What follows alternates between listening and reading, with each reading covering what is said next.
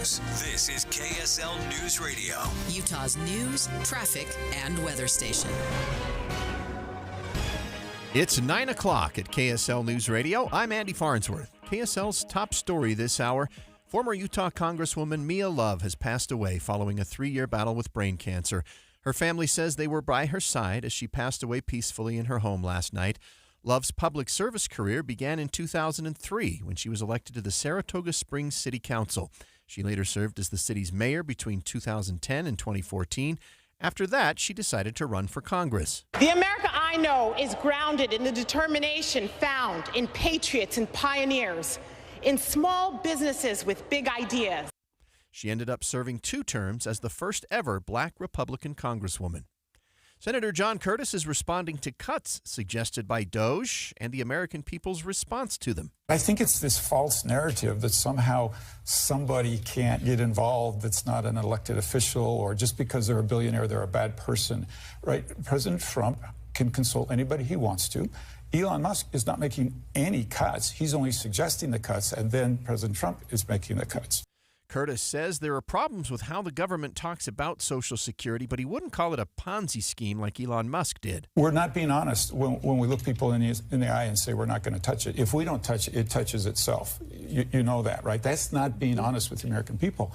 And I think that's one of the things that makes them not trust us. Curtis says the recent town hall with Representatives Mike Kennedy and Celeste Malloy showed the traditional town hall may not be the best way to connect with constituents, and they should consider revamping it like he did.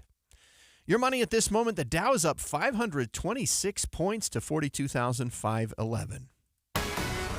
Coming up, a few heavy spots left in the commute. With warm weather coming this week, traffic and weather together is next. KSL News Time is 9:01. Mornings are for recharging. And they're for starting your day right. We volunteer to join you in the car. Get news and weather at 102.7 FM during the most important part of your day. Andy and Amanda, each morning between 5 and 9 on KSL News Radio. This is Christian Staples with Arctic Spas. What is the #1 reason people buy a hot tub and then don't use it? The maintenance. Arctic Spas is relentless in making maintenance easy with our automatic saltwater system. We call it Spa Boy because it's like having someone else take care of your spa for you all the time. It uses salt water, which is the more natural way of treating water, making the water more comfortable. You get no smell, no red eyes, or dry skin, just pure enjoyment. It's automatic because it has a sensor that reads the water and then automatically adjusts the sanitizer and the pH. You don't have to test and adjust the water yourself. You can even monitor everything from your Arctic Spa app on your phone. Now, get all the relaxing advantages of a hot tub without the not-so-relaxing maintenance. So for the most comfortable and convenient spa out there, check out Arctic Spas with stores covering all of Utah in Salt Lake, American Fork, and St. George, or online at arcticspasutah.com. Arctic Spas, the only spa built for Utah's harsh climate. When might you be buzzed? When you suddenly love everything. You guys, I love this song. I love these nachos. I love our kickball league. Ugh! I love this guy. What's your name? You know what I'd love? A ride when it's time to head out. If you see a buzzed warning sign, call for a ride when it's time to go home. Buzz driving is drunk driving. A message from NHTSA and the Ad Council. I love your car. Is this real leather? Millions of Americans take medicine like Ozempic and Zepbound. Many of them are overpaying by thousands of dollars a year. These GLP-1 medications for diabetes, weight loss, and more may not always be covered by your insurance, but GoodRx can help. GoodRx helps you save every month on prescriptions at over 70,000 pharmacies nationwide. Best of all, it's free to use. Check GoodRx to save on GLP-1s. Just go to goodrx.com/GLP. That's goodrx.com/GLP. GoodRx is not insurance, but can be used instead of insurance, including Medicare and other federal and state-funded programs. Selling or buying a home, you're losing a lot of money if you're not using the Bank Buster loan. This is Rod with the Sabright Realtor team at RealtyPath. Nothing compares to the Bank Buster loan. Home sellers, you get a quicker sale and a higher net price. How? The buyer of your home gets a rate as low as 4.75% with a payment that saves them hundreds every month. The ultra-low Bank Buster rate is not a seller concession that comes out of your pocket. It's all thanks to our affiliate lender, Sabright Mortgage, and their Bank Buster loan. Hire the Save Right Realtors when you sell or buy a home, and you automatically get a preferred lender and a bank buster loan. Buyers, you can start with a rate in the ones. Don't lose tens of thousands of your hard-earned money. Sell and buy your home with a bank buster loan. Call 801-APPROVE or visit SaveRight.com. Traffic and weather together, brought to you by Mountain America's low-rate auto loans. Let's head to the traffic center with Heather Kelly. We still have a crash being cleaned up in Pleasant View. This is on State Street, right about 3200 north. It had been blocking all southbound lanes. Now it's been moved over to the right shoulder. Never really caused too much delay. Most of the delays on I-15 up in the Roy Riverdale area have cleared out from an earlier disabled vehicle. If you're down in the Salt Lake Valley, you're still slightly under the speed limit in some areas. Northbound I-15 from Point of the Mountain toward downtown Salt Lake. Water belongs in pipes, not your yard or on your floor. Call Utah Utility Pro, your leak detection and repair specialist. Water, sewer, main, and gas lines. Utah Utility Pro, utahutilitypro.com. Heather Kelly in the KSL Traffic Center. Well, it is spring, and this week will actually feel like it. Today, highs in the 60s. Tomorrow in the 70s, with Wednesday potentially reaching 80 degrees. Right now, it's 52 degrees and mostly cloudy in Salt Lake City. I'm Andy Farnsworth from the KSL Common Spirit Health Studios. Listen online at kslnewsradio.com. We're Utah's news, traffic, and weather station. Dave and Dujanovic, your morning companions for talk, analysis, and key perspectives on Utah's biggest stories on KSL News Radio. Dave and Dujanovic. Special coverage of the top local story. Return to sender. Postal workers in Utah want the Trump administration to pull back on the idea, Dave, of privatizing the Postal Service. There was a pretty big postal protest yesterday. It was just packed. It was in West Valley City. I was surprised at how many postal workers showed up. And I did see one sign that somebody was holding. Many signs were being held up. One that said, "The post office belongs to the people, not the billionaires." I don't know what the Postal Service does for me. The United States Postal Service. That's not to say that I don't receive some sort of mail or package just about every single day of my life. It's just, I don't think it's the United States Postal Service. 90% of the time, it's Amazon. It's the Amazon drivers. It's the van that comes through. That's where my life is. So I'm fascinated to learn. I'd love to hear from you folks, too. We'll hear from you as well. Does your life change at all if the Postal Service goes away? Or can we just handle this with, FedEx, UPS, Amazon? To steal some words from you, I have to chuckle a little bit when you say, it's all FedEx and Amazon at my house. The Postal Service actually delivers on behalf of some of these organizations. Yeah. But I think there's some valid arguments that postal workers are making here. I heard one argument in particular that said, we're okay with some changes. They just don't want to see privatization. I too worry about privatization. I mean, you look at like millions of pieces of mail getting delivered across the country every single day. Who wins and who loses?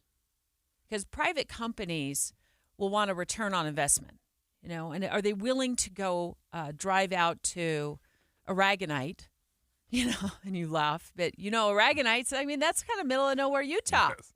Right? They're willing to drive out to Aragonite and drop something in a post office box.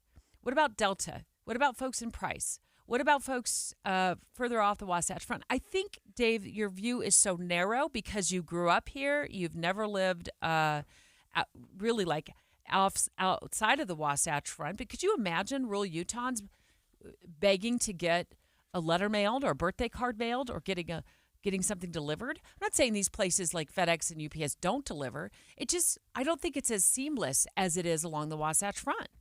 There's no question. They fill a lot of gaps that we don't realize. In fact, even when I receive my packages, I don't exactly know that final mile, who's delivering it. Was it dropped off, just by the Amazon van, or was it subcontracted out? I don't know all the ins and outs. But my general rule for government is they should provide what we can't do ourselves. If there's a private company that can do it. For example, I don't need the government making my chocolate bars. Hershey, Pennsylvania does a fine job. Hershey's, you can produce my chocolate bars all day long because there's just not a need for the government to step in here.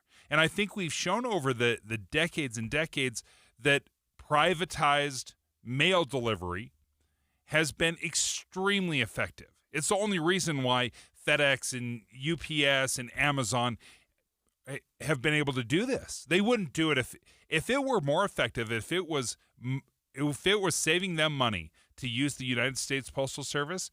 Of course they would use it. Amazon would say, awesome, we will deliver it, UPS or U.S. Postal Service all day long if it were run better than what they could do on their own. Dave and I talking about mail workers here in Utah protesting the potential privatization of the U.S. Postal Service. I want to take you out to West Valley City where yesterday's protest was happening. KSL Television's Andrew Adams was there. Let's listen to what the protesters were saying about the potential of privatizing the Postal Service. The USPS, we are a public service. We are not for a private profit. And so organizers came prepared with counterpoints. And a package that you used to be able to send to the middle of nowhere, Utah, for $20 may cost you $70, may cost you $80, may cost you $90 in the future. We don't want to see that happen. Postal workers say if USPS is ever privatized, not only will jobs be lost, but mail service will suffer as well, especially in rural areas. We would see a loss of delivery. We would see no more universal service. We would see probably less days of delivery. It isn't just a matter of the postcards and the letters. It's the medication. It's the Social Security check. Mail workers on this day were flanked by Democratic state lawmakers who said they suspected moves like possible postal privatization only benefited wealthy business interests. It's frustrating. It's not the right direction. I think it's not what a lot of people voted for. By putting in a little work on a weekend. They say so. Mail carriers hoped their message would be delivered. Fight like hell. U.S. mail is not for sale. Will prices go up if the Postal Service closes? Yeah, probably. That's one of our texters says, I have a small business. I rely on them for the best price to mail small packages. So if it goes away, will prices go up? Perhaps, maybe. But here's the problem. The United States Postal Service operates at a $10 billion loss annually. So the reason you're getting it more affordably is because we are subsidizing it.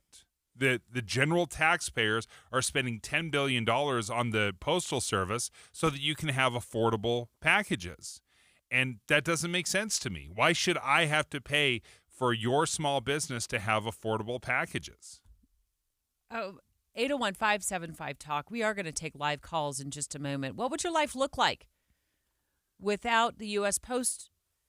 Postal Service delivering mail?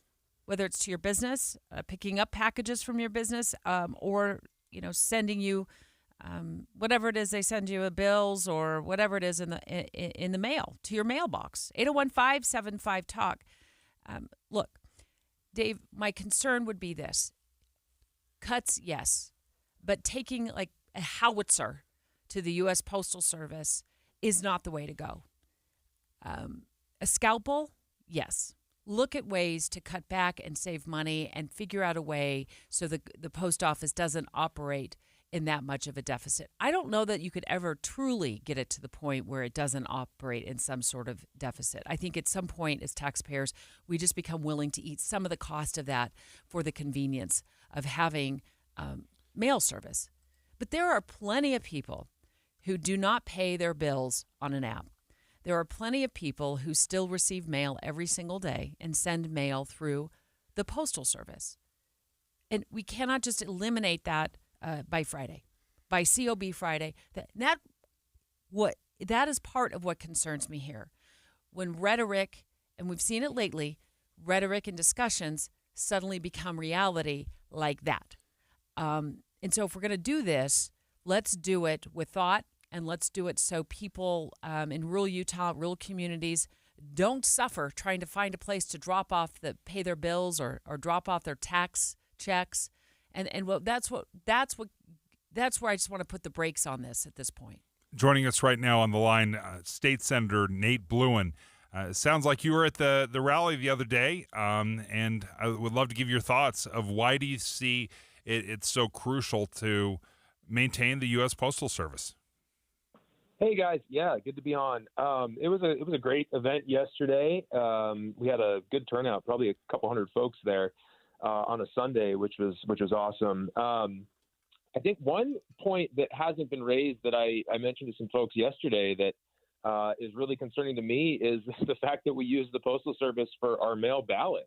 And if that goes away, if we undermine additional trust in that sort of service, we've seen attacks on vote by mail at the legislature. We have seen mistrust cast on the Postal Service as far as ballot delivery goes.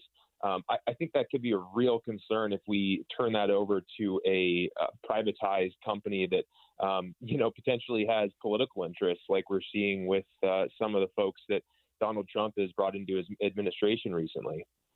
I don't know, Senator, too, how – look, I'm not an expert on FedEx's and UPS's, inner workings and how they work. And I know they show up in my neighborhood a lot, and I use them a lot. But if the U.S. Postal Service does contract with both of these companies to assist in their delivery, I don't know that there's a company out there that's prepared to just take on the workload that the U.S. Postal Service does for us right now.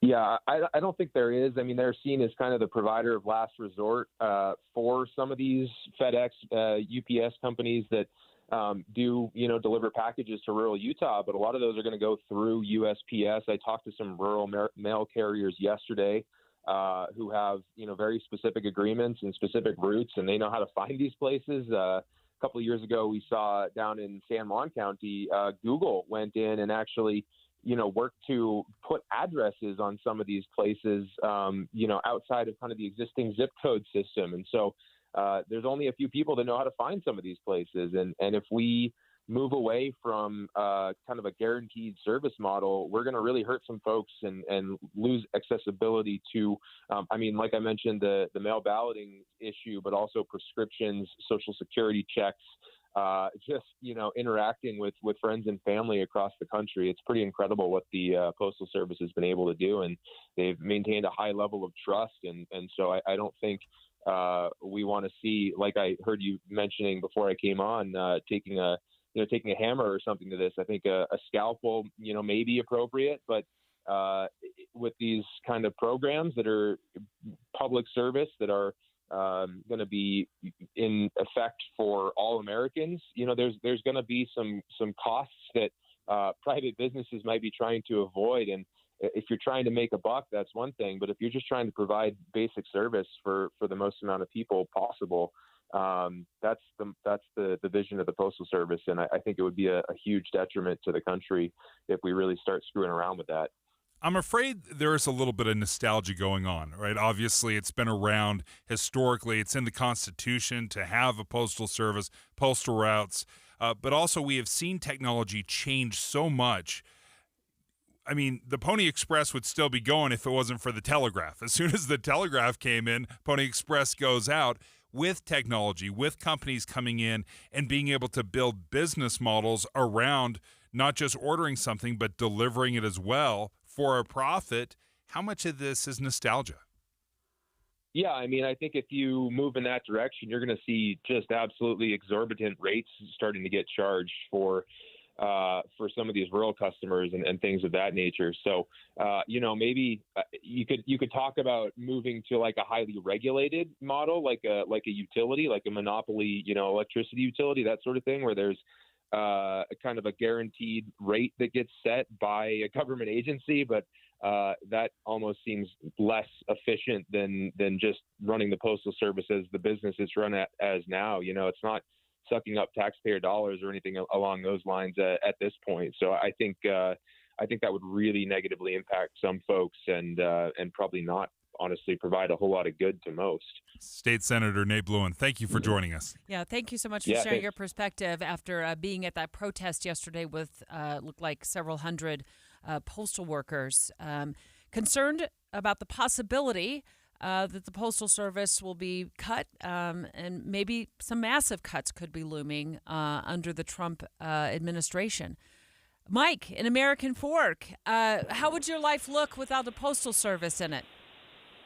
Well, it'd be a lot different. I was going to mention that 90% of the mail that I get is junk mail and goes directly from my mailbox to the garbage can.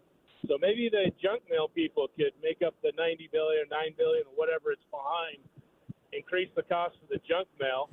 The other comment I had is maybe an idea would not to be doing it every day. Maybe like a garbage route, I get it once a week, but maybe every other day or every third day you get mail delivery to your home. That could another idea that could make the Postal Service much more streamlined and effective. But yeah, get rid of junk mail. Make them pay what we're behind. Mike, do you know I signed up years ago for one of these services or whatever that's supposed to help eliminate the amount of junk mail you get to your mailbox. I think we were on the air together, Dave, when I did that. And I just I don't know. I'm still getting junk mail. We hear you, Mike. But I like the idea of that's the scalpel approach I'm talking about. Is maybe taking a day here or 2 days there where we don't get mail service. Now, postal workers might say, "Well, you don't understand because we deliver prescription medications or something like that to rural Utah." It's okay. I probably don't know everything that they do when they deliver mail on a Wednesday, right? So if we're going to cut that day out, but at least that might be a way into making some cuts. But part of what is so fascinating to me is we have examples of companies, worldwide companies, that do this for profit. This is their business model, and they've been able to become profitable. And yes, if you're in rural Utah, it's going to cost you more because we've been subsidizing this in the U.S. Postal Service. If they can work at a $10 billion loss, that's unfair for all the for-profit companies out there because the U.S. taxpayer is making up the difference. Wendy, in Provo, my producers put in a note here about your phone call, and I first just want to start by saying thank you for reminding us of how the Postal Service does provide for people with disabilities. So I'll let you take it from there, Wendy. Yes, I think it's a terrible idea to get rid of the post office or even privatize it because of what it does for people with disabilities, being able to use the National Library Service for the blind and disabled, where we can get books every week from the Blind Center on tape, on cartridges that come through the free matter for the blind. And I just had to get a brailler repaired, and I was able to send it free matter for the blind to the Perkins Institution to get it repaired and sent back to me free matter for the blind. And those are total blessings from the post office. I mean, I know taxpayers are subsidizing it to some extent, but without the post office, we wouldn't have those services that we so desperately need. Well, Wendy, thank you so much for bringing that up. And as somebody who has dealt with glaucoma since I was in my late 20s, that came at me out of the blue, and I was initially told almost 30 years ago now that I may lose my sight. It was scary. And I did not realize, and of course I've been able to maintain it thanks to the care of doctors, but I did not realize that this is such a profound benefit that the Postal Service provides to people who are blind. So I thank you for highlighting that, Wendy. And I think when you look at some of these nonprofits or organizations that are serving various communities, those don't necessarily have to go away. We can still fund these things. But delivering it through FedEx or UPS or even Amazon, the money just goes to them instead of to the U.S. Postal Service. So I don't think these things necessarily go away. I think they could still exist. We could still fund them. Congress can still value this. Just it's paying it to a different person and different places that make money versus the U.S. Postal Service that loses money hand over fist. Straight ahead, Dave has been haunted by what happened to a tree trimmer last week in his hometown of Kaysville, right? Yep. Found unconscious several feet in the air while cutting a tree in that community. So Dave really wants to talk about the risks that people take when cutting trees that we might not realize and the dangers as well. We all tackle this, right? As trees kind of grow and get bigger, and we're like, oh no, they're gonna it's taking over my rooftop now, and we need people to come together or in the neighborhood. And you've done a lot of that. Oh, I've chopped down dozens of trees over the years in this very community. And to watch this tragedy happen and unfold, it was just such a stark reminder of how dangerous it is potentially, not just for the people that they're involved, but the damage to the homes if that tree doesn't fall just right. So we'd love to talk to some experts. And also the cost of tree trimming and how expensive that can be. That's next. The weather is about to warm up. That means lawn care.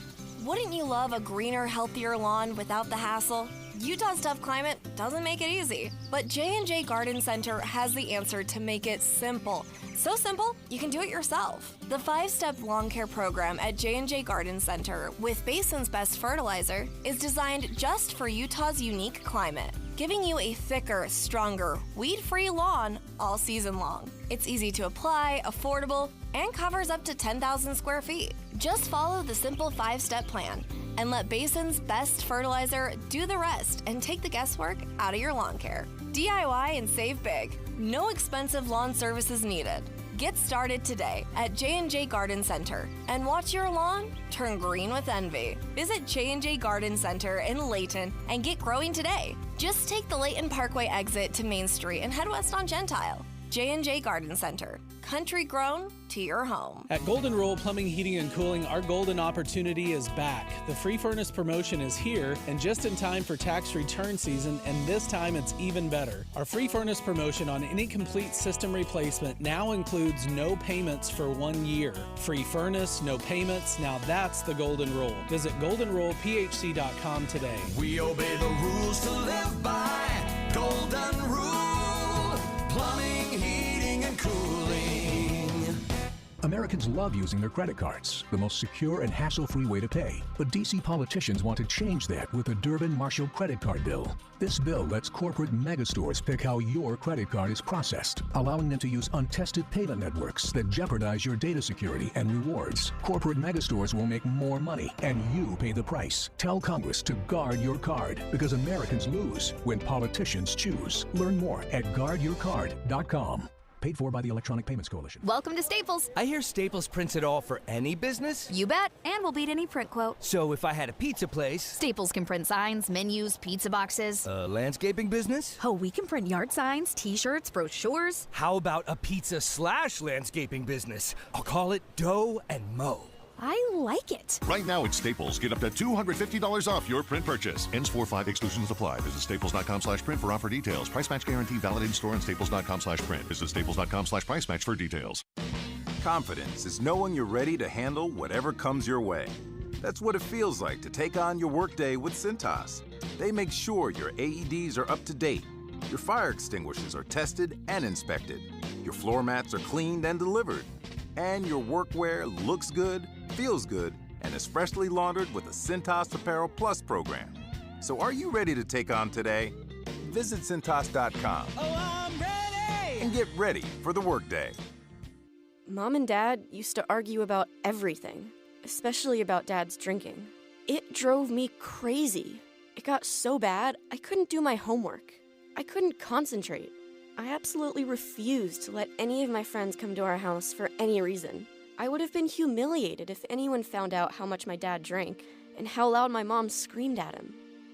My family went from totally crazy to quiet, calm, and even peaceful.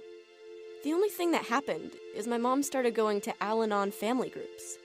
Her relationship with my dad really changed. I asked Mom if she would take me to her Al-Anon meetings or to Alateen. I wanted to see if I could have a better relationship with my dad. I'm sure glad I did. If someone's drinking troubling you, you might be surprised at what you can learn in an Al-Anon or Alateen family group from people just like you. Call 1-888-4-ALANON or go to alanon.org. Jeff Kaplan. I'm energized by breaking news. First of all, because it's right now, and second of all, because in many cases the audience needs to know. There's no more important service that we can provide, and I find it critically important to get more details to the audience as quickly as possible. There's nothing more energizing than that for me. Not at all. The most important thing we do is breaking news.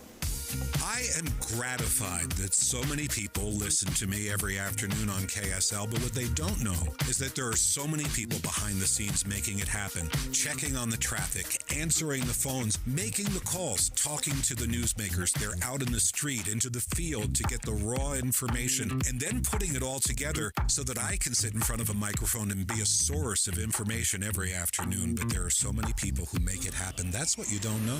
Ride Home with Jeff Kaplan, weekdays 3 to 7 on KSL News Radio. 9:30 at KSL News Radio. I'm Andy Farnsworth. KSL's top local story this hour. Police are investigating after a woman was found stabbed to death in a southern Utah vacation home. Washington City Police investigators say it happened at a home along North Bellow Alley, and the victim was found by the cleaning staff. Salt Lake City Police have released body camera footage from when an officer shot a dog outside a 7-Eleven on North Temple yesterday morning. The officers were responding to a trespassing call. The video shows a white dog biting one of the officers when they arrive. About a minute later, the dog is seen lunging at another officer. Do not let that dog go. Stop! Hey, I will shoot your dog! I will shoot your dog! I will shoot your dog! Don't! One officer then shoots the dog, which later had to be euthanized. Nobody was arrested or cited. The police chief defended the officers, saying they had to make a difficult split-second decision. Our top national story this hour from ABC News. President Trump's border czar Tom Homan spoke with ABC News over the weekend. This case is in litigation through the Alien Enemies Act, and we'll abide by the court order as litigated. But my quote was, despite what he thinks, we're going to keep targeting the worst of the worst, which we've been doing since day one, and deporting from the United States to the various laws on the book. Homan told ABC he's been assured by ICE the people being sent to El Salvador are gang members. Your money at this moment, the Dow with a big jump today, 1 1/3% so far, up 546 points. Coming up, it's going to be warm this week, maybe record-breaking warm. KSL weather's next. KSL News Time, 9:31. A reminder about the simplest way to get updated for your day. Hit your KSL preset when you jump in the car, and we'll take care of the rest. Hear key news updates and traffic reports. Andy and Amanda from 5 to 9 in your car. KSL News Radio at 102.7 FM. One of the great things about Advanced Garage Doors is they have incredible service. 24/7. If you have a problem with your garage door, you can give them a call and you'll get same-day service. Dave, I want to go over the list of offers that they have right now. This is great. So, a lifetime warranty that includes labor, as long as you follow the recommendations, okay? And then they've got this KSL listener special. A free garage door opener when you purchase a garage door, which, by the way, you can design your own brand new garage door on their website. And then you get this free garage door inspection with no obligation and $100 off any parts needed for repair. Because it doesn't always need to be replaced. A repair, maybe switch out some of the rollers. They can take care of all this for you. And as you said, Debbie, there's such a great website. Financing is available, but let's go back to the website. If you want to visit, learn more about Advanced Garage Doors, just go to advanced-door.com. That's advanced-door.com. Or here's their phone number, 801-989-3667. One more time, 801-989-DOOR.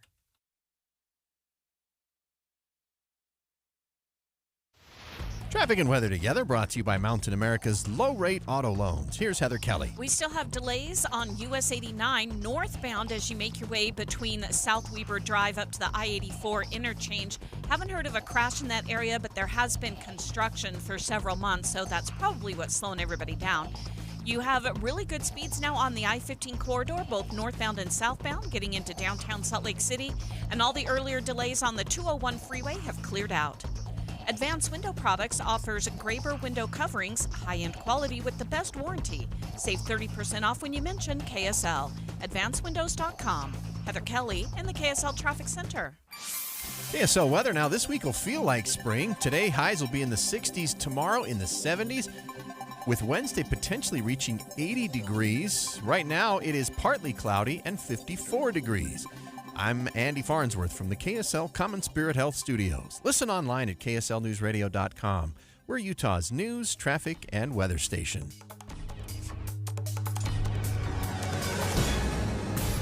Dujanovic, your morning companions for talk, analysis, and key perspectives on Utah's biggest stories on KSL News Radio.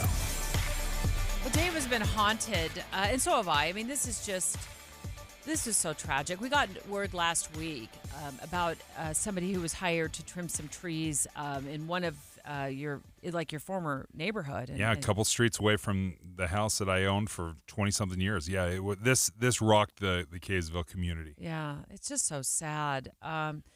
He was 49 years old, and according to our story that we did on it last week, he was hired, it looks like, at about 9:30 in the morning one day last week. And then while he was working on the tree, a branch had fell on him and hit him in the head, but he was up high in the tree, about 30 feet in the air, knocked unconscious, and then suspended in his harness. So he did pass away. It's just all sorts of sad. You know, I mean, this is just a really weird kind of, seems like string of incidents that happened. And what was your thought when you found out about this? I've taken down dozens of trees in this neighborhood. This is a neighborhood that's been around for 50 years. So the trees that have been planted, they've grown large, and they start growing into the homes and lifting up sidewalks. So we have had to do a lot of tree maintenance as a community. And the reason I say as a community is because we would have days, Debbie, where we would get together and we would just start chopping down trees. We would go from house to house. We'd round up a dozen trailers, and we'd chop them down. We'd load them up. We'd haul them off to the dump. We would do this a couple of times a year. And we are uncertified. We are just neighbors. Just buddies getting together. Just buddies getting together with chainsaws. And it was just such a reminder to me of how dangerous it is chopping down trees, because, sure, we've chopped down enough that we have some experience. We know, largely where to cut and how to cut. But every once in a while, trees fall funny. And they don't fall just the way you expected, or maybe the way they're twisted. It just doesn't come down the way you expect, and then something can happen. So I thought, what is the best solution? Because I don't see the casual or the professionals going anywhere anytime soon, because it can be extremely expensive to hire a professional. And this person obviously sounds like he knew what he was doing. He had a harness. I can't tell you how many times, Debbie, I'd just prop a tall ladder up against the tree. I was going to ask you about that. Climb up. I'm balancing on the ladder, chopping down with the chainsaw. Like, there's no harness there. I was on a ladder Friday doing some work around my house, and I was working with a handyman who's always helping me for years and years. And Dave, I was probably 5 feet off the ground, kind of leaning in to get to the dryer vent. Mm-hmm. And I was freaked out. Yeah. So when you said leaning a ladder against a tree trunk like that, my heart sank. Like, what are you doing? You're trying to save money. Yes, because you're saving thousands of dollars. When you go out and you get a bid for a tree, if you have a large tree, it can be several $1,000s to bring that down. I know. Or it's $50 with your buddies. When we talk about this, I realize, I of course love trees. Trees can be an absolute blessing, right? But when they get that tall, or they become, they die, and they're right by your house or your cabin, they become a curse, and they become a danger. So I know you've been wanting to talk to somebody who's an expert in this area about trees and tree safety. So we got Mark Malmstrom.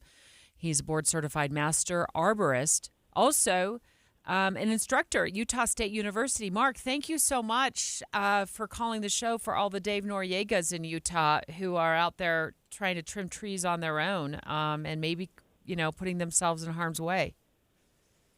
Sure. Thank you for having me on. So walk us through a little bit about the dangers of trimming trees. Okay. Well, it depends on the situation. Obviously, the size and condition of the tree, and there's plenty of things homeowners can do. And then there's a line where probably professionals can do it. One, obviously, you mentioned working on ladders, and most professional arborists use ladders very, very infrequently because they're dangerous. They can fall over. They have other practices where they're tied into trees with ropes or aerial lifts so they can safely get up there. So that's one thing. And just like this tragic accident that we've all been experiencing, there are unpredictable things. Things can fall, defects in trees, and so forth. So there's a lot of potential hazards working in trees, and before anyone attempts it, they should be aware of that and take steps to mitigate those hazards. Mark, is there a certain red flag that you suggest people watch for with trees, and then perhaps hire a professional and not get the group of buddies together to do it? Like, I want to think, like, is it based on, how tall the tree is, or if the tree is dying? Is there anything that you like, look, you got to get a professional when you're doing it, cutting that tree down? Well, the simple answer is if it exceeds your ability to safely do that, and obviously larger trees over houses, trees near power lines, and trees that are either dead or have serious defects in them, those are the trees where you're more likely to have issues. And also, if you're working at height, you're much better to have a professional that has the proper equipment and training to safely get up there and do the work. One of the things that stands out to me, I don't think a lot of people understand, is how heavy trees are. And trees, branches, even when you're just taking off a branch, you can have a branch that is unliftable. It can be so heavy. Is that one of the things that you look at and say, maybe, people don't realize the strength and the power and the weight of these trees? Absolutely. That's such a good point, because they're not only heavy, but when they start falling, they develop a lot of energy, which is greater than their initial weight. And so, yes, it's really easy to cut a branch and get more than you anticipated, or have the branch fall or swing in a way that then endangers the person that's working on the tree. We're speaking live right now to Mark Malmstrom. He's a board-certified master arborist, also an instructor at Utah State University, after this real tragedy happened last week in Kaysville, where a tree trimmer was killed, suspended 30 feet in the air, still found, harnessed in. He was hired to cut down a tree, and ultimately he lost his life. I think people are hesitant, Mark, to hire tree trimmers because it can be very expensive to do that. Is there some sort of a range that people should be aware of when it comes to pricing and tree trimming? That's a tough one to answer, because every independent company will obviously have a range of price, but I think every consumer should look for a few things. One is to make sure they're insured, and that protects the homeowner, it protects the company if anything goes wrong. And the other thing is look for someone who's a certified arborist. And it's that just demonstrates a certain level of training and competence in the profession. And also, sometimes, and I've been on so many projects, people try to do it themselves. They realize they're over their head, and then they hire a professional to come in and finish it. And in the big picture, they would have saved money and effort by just having a professional come in who has the training, the equipment, who can do it safely and efficiently, versus trying to start and then back up and realize that they have to bring someone in. Well, Mark, we appreciate you taking the time and lending us your expertise. Sure. Mark Malmstrom is a board-certified arborist at Utah State University. Mark, if you can still hear me, please hold the line. I'm going to ask our producer, Caitlin, to pick up the phone, and if you could give us a website for where we can find a certified arborist that you trust, that would be great. We'll pass that on to our listeners next.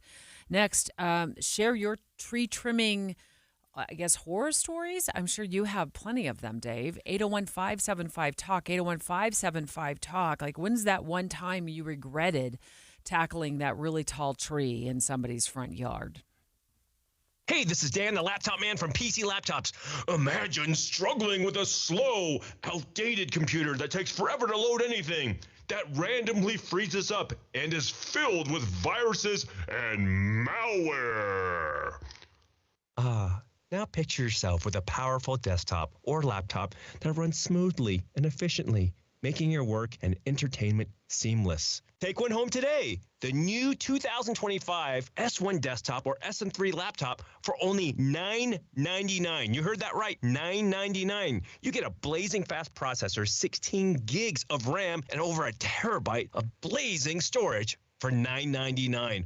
What else do you get? Lifetime service warranty, and we have 12 months special financing on approved credit. Hurry in right now because supplies are limited, because at PC Laptops, we love you. Just check us out at PCLaptops.com. $999, PCLaptops.com. What's up, everybody? I'm Mike Wilson with Any Hour Services, and if you have a drain that's clogged or backed up, after you've tried the plungers and products, the next step usually involves some kind of drain snake or cabling equipment. You see, sometimes the blockage is far enough down the line that you need special equipment that most homeowners just don't have. That's where the Drains Department at Any Hour Services can help. A drain snake can clear most blockages and get the water flowing again, and clearing blocked drains is what our Drains Department does day in and day out. So if you're a homeowner with a drain line that's clogged or backed up and you'd like one of our drain technicians to come and snake the line for you, it's only $29. Yep, you heard that right. Any Hour Services will snake any drain line with normal access for only $29. Sinks, showers, tubs, toilets, floor drains, laundry drains, even that sewer main line that connects to the city. We'll snake any line for just $29. For help with your drain issues, call Any Hour Services at 801-443-7700. You can Google Any Hour Services. You can even schedule online at anyhourservices.com. No one helps more homeowners than Any Hour Services. Dave, and Dujanovic. When's that time you regretted cutting down a tree on your own or with your buddies? 801-575-TALK. 801-575-TALK.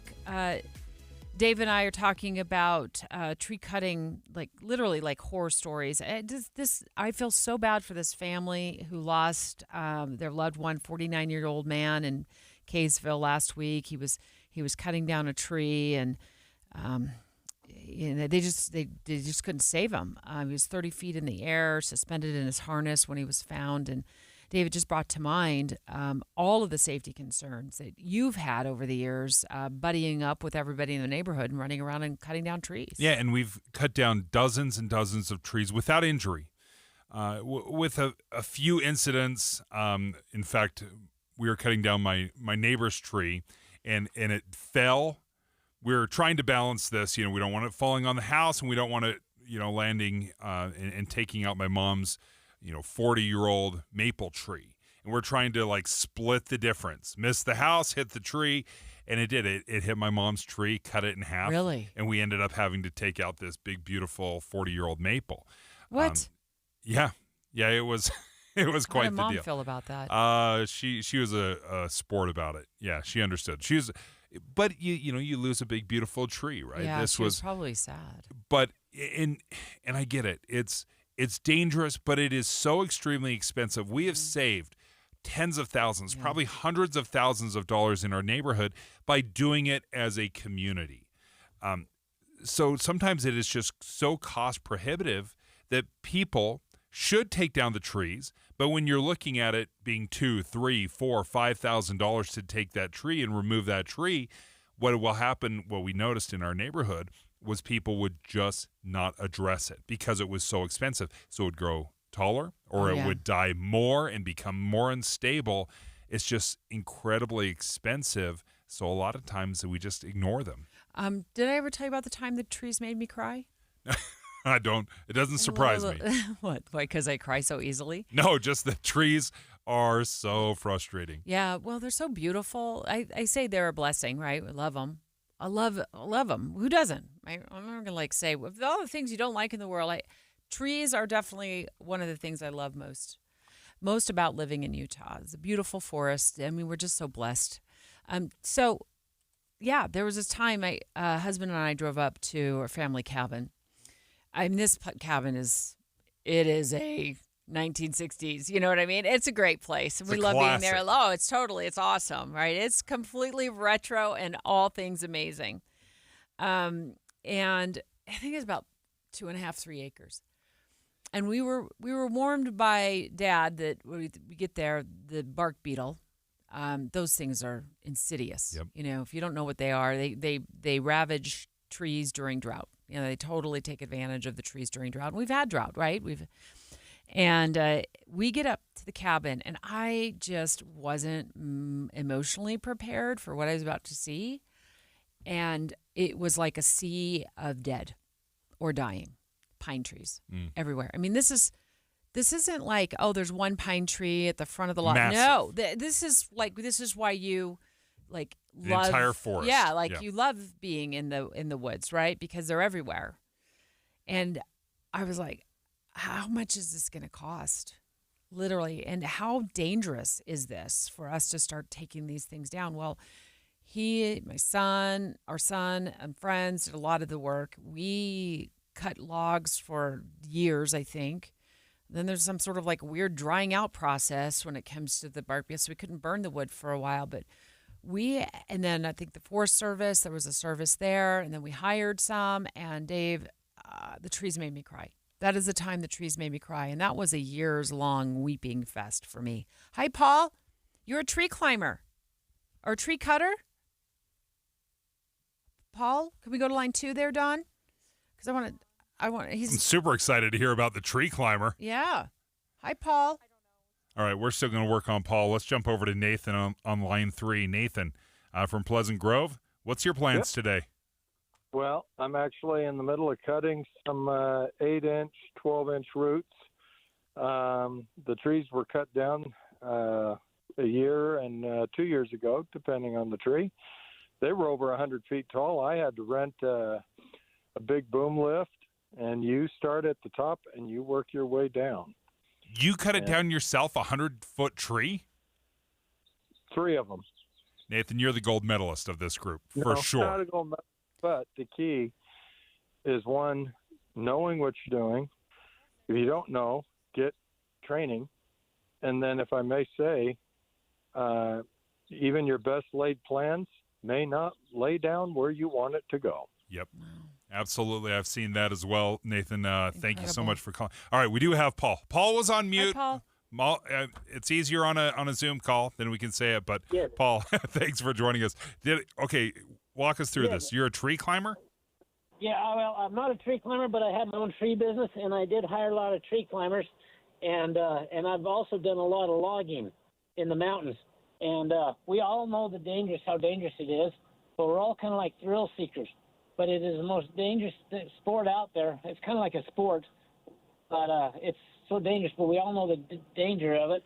But it's also, we need to train other climbers. When we have our own business, we need to have multiple climbers, because they're the ones that can get the guy out of the tree a lot faster and a lot safer than these fire departments, because we know how to climb, we know how to use our belts, we know how to use, there's a lot of techniques on how to get these guys out of there. And it's sad to hear that he died, but we all know how dangerous it is. And I've had trees fall on me. I have fallen out of a tree before and broke 8 ribs, but we all know the danger. But we all also need to have the safety. Paul, time out real quick. Let's just, for 30 seconds or so, you talk about falling out of a tree. Could you give us the Cliff Notes version of that? What happened?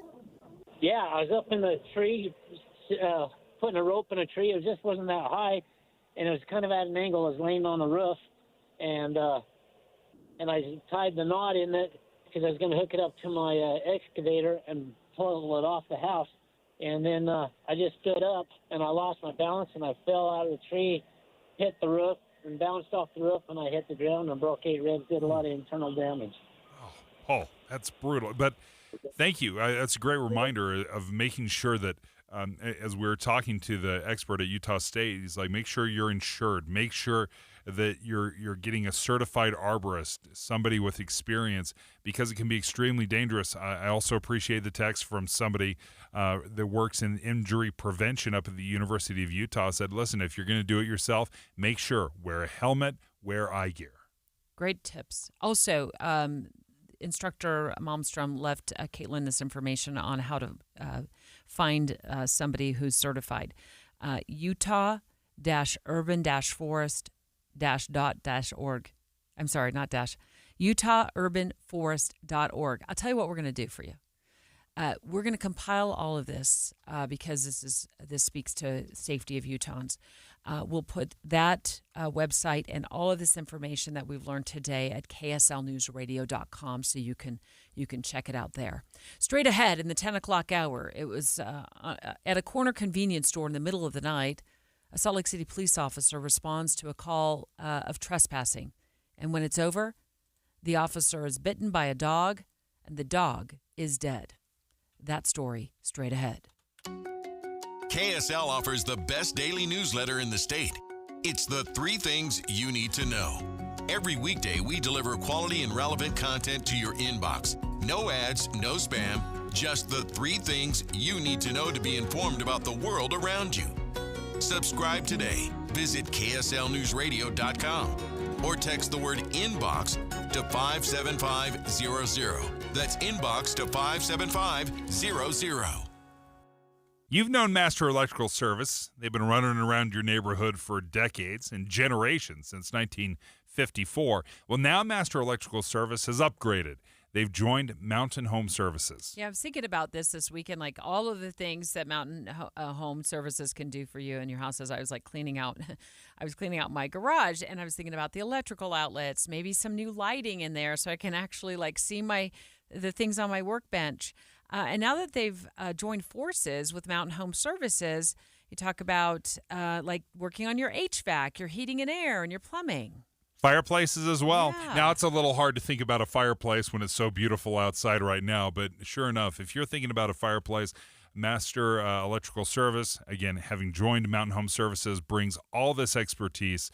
And they don't farm this out to a bunch of third-party subcontractors. They do it in-house. That way you're going to get that same level of expertise. And remember, it comes with that upfront pricing guarantee that Dave and I have told you about. The price they quote you at the beginning of the job is the price you pay when the job is done. There are no hidden fees. Learn more at mountainhomeservices.com. That's mountainhomeservices.com. Or you can call them at 801-543-2222. One more time, 801-543-2222. Discover the timeless value at Duke's Jewelers, a local treasure since 1948. Whether you're searching for a unique engagement ring or need expert watch repair, Duke's has been serving the community for over 75 years. It's the perfect time to visit and explore the wide selection of custom designs and quality gemstones. The skilled designers at Duke's can bring your dream piece to life, while experienced jewelers handle repairs and modifications in-house. Duke's Jewelers takes pride in value pricing, ensuring you receive the best prices every day. Need an appraisal? The Duke's Jewelers AGS certified gemologist is here to help. Whether it's hand or machine engraving, or redesigning old favorites into something new, get personalized service for every occasion. Visit Duke's Jewelers and experience the difference of locally operated expertise and dedication. Duke's Jewelers in Springfield, Utah. If you're living with dry age-related macular degeneration or dry AMD, you may be at risk for developing geographic atrophy or GA. GA can be unpredictable and progress rapidly, leading to irreversible vision loss. Now there's something you can do to slow it down and get it going slower. Izervay is proven to slow GA progression. Izervay gets GA going slower. Izervay or avacincaptad pagel is a prescription eye injection used to treat GA. Don't take it if you have an infection or active swelling in or around your eye. Izervay can cause eye infection, retinal detachment, or increased risk of wet AMD. Izervay may temporarily increase eye pressure. Your vision may be impaired after an eye injection or exam. Don't delay. Ask your doctor about Izervay today. Izervay gets GA going slower. Visit Izervay.com. That's IZERVAY.com. Be advised, this is your opportunity to save up to 40 to 80% on a hot tub or swim spa. This weekend only, Friday through Sunday, Mountain America Expo Center, Sandy. Be advised, this is your opportunity to save up to 40 to 80% on a hot tub or swim spa this weekend only, Friday through Sunday, Mountain America Expo Center, Sandy. 18-month interest-free financing. Our factories have demanded we sell 1,000 hot tubs and swim spas this weekend. Mountain America Expo Center, Sandy. Huge factory incentives, factory rebates, this weekend only. Mountain America Expo Center, Sandy. We can remove your old hot tub. Free delivery of your new hot tub. Hot tub starting at $2,999. Mountain America Expo Center, Sandy. Free delivery of your new hot tub. Just relax and enjoy. Mountain America Expo Center, Sandy.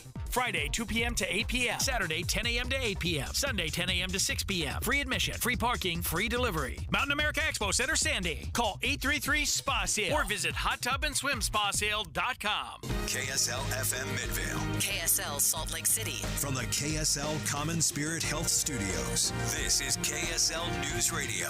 Utah's news, traffic, and weather station. It's 10 o'clock at KSL News Radio. I'm Andy Farnsworth. KSL's top story this hour. Unified Police have just identified a Hillcrest High School student who was killed in a crash over the weekend. 16-year-old Elijah Exodus Bustamante Martinez was killed when he swerved to avoid another car, but then crashed into the back of a parked semi-truck. A 19-year-old passenger in the car also remains in critical condition. Our top national story this hour from ABC News. The fishing industry wants to make sure the White House knows they don't want to see cuts to the government agency that monitors the oceans. From the Atlantic to Alaska, fishermen say they rely on NOAA, the National Oceanic and Atmospheric Administration, to manage coastal fisheries, affecting how and where they do business. The agency sets quotas and helps determine the start and close of fishing seasons. More than 160 NOAA employees dealing with fisheries were reportedly fired last month. Industry experts tell Reuters the changes in Washington have raised the risk of delaying the start of the fishing season for some East Coast cod and haddock fleets. ABC's Andrew Dimbert reporting.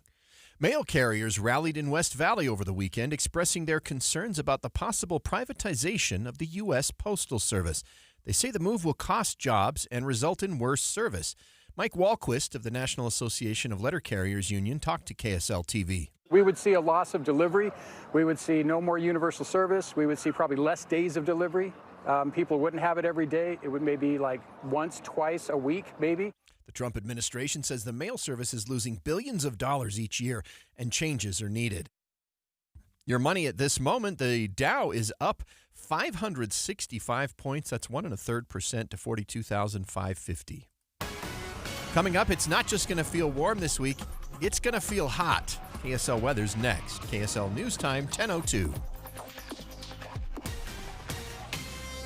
The sources where we get our news matters. When you listen to Utah's Morning News, we want you to feel the stories are important to you and trustworthy. This is Amanda Dixon. And I'm Andy Farnsworth. Join us weekday mornings on KSL News Radio. Break your spring break routine and make your way into a unique balance of outdoor adventure and arts. In Cedar City and Bryan Head, you'll be greeted with stunning views combined with the most epic trails at Cedar Breaks or Three Peaks Recreation Area. Recreation enthusiasts, we're talking to you.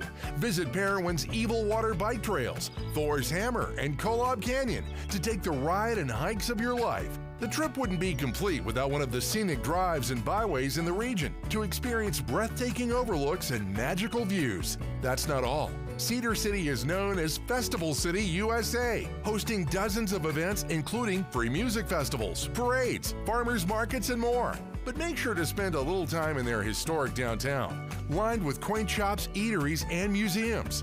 So break away to the vibrant and welcoming communities of Bryan Head and Cedar City.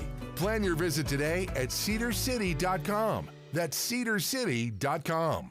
Get a head start on the warmer months ahead with a $29 AC tune-up from Yes Air Conditioning, Heating, Plumbing, and Electric. Yes offers licensed technicians and an exceptional service guarantee to give you peace of mind and help prevent expensive breakdowns. Ensure your system is working at peak efficiency and help save money on energy costs with a $29 AC tune-up from Yes Air Conditioning, Heating, Plumbing, and Electric. Call now or visit theyesmancan.com for details, terms, and conditions. Just say yes. These days, figuring out what, where, and how to watch TV is out of control. And so is the cost. That's why I'm psyched I found Philo. Live TV from A&E, Discovery, MTV, and all the channels I love. A huge library of movies and shows. and an unlimited DVR to save them. I also get AMC Plus and all their blockbuster hits. All this for just $28 a month when you sign up at philo.tv. Give it a try, risk-free at philo.tv. It's a classic odor tale. You fried fish for dinner, cleaned up, but the smell is still in the house. And the neighbors are coming over for game night. They're on their way. And then you spray Febreze Air Mist. Febreze Air starts working instantly to fight even your toughest odors, so you go from fish to fresh like that. Now, all you have to worry about is Pam cheating at charades. Breathe happy, Febreze, la la la la la. Start a new Easter tradition with your family. We joyfully proclaim that because God so loves us, He sends His Son. Experience Kurt Bester and Jenny Oakes Bakers. The Redeemer, music on the life of Jesus the Christ. March 31st at Abravanel Hall. Save 25% on remaining seats using code RISEN25. Tickets at JennyOakesBaker.com. Traffic and weather together brought to you by Mountain America's low-rate auto loans. Let's go back to the traffic center and Heather Kelly. One of the more congested roadways we have is Foothill Drive northbound between 1700 South and 2300 East traffic lights. Due to construction, you only have 2 lanes available through that stretch, which causes slowdowns from time to time. Other than that, it's a pretty good drive. We are accident-free on the I-15 corridor, east and west side belt routes, and the 201 freeway coming out of Tooele County through Magna. Heather Kelly in the KSL Traffic Center. We should hit 67 degrees today, but then it really warms up. We'll get into the 70s on Tuesday, and we'll be flirting with 80 degrees on Wednesday. If we hit 80, that would be a new record high temperature for that day. Right now, it's partly cloudy and 55 degrees in Salt Lake City. I'm Andy Farnsworth from the KSL Common Spirit Health Studios. Listen online at kslnewsradio.com. We're Utah's news, traffic, and weather station.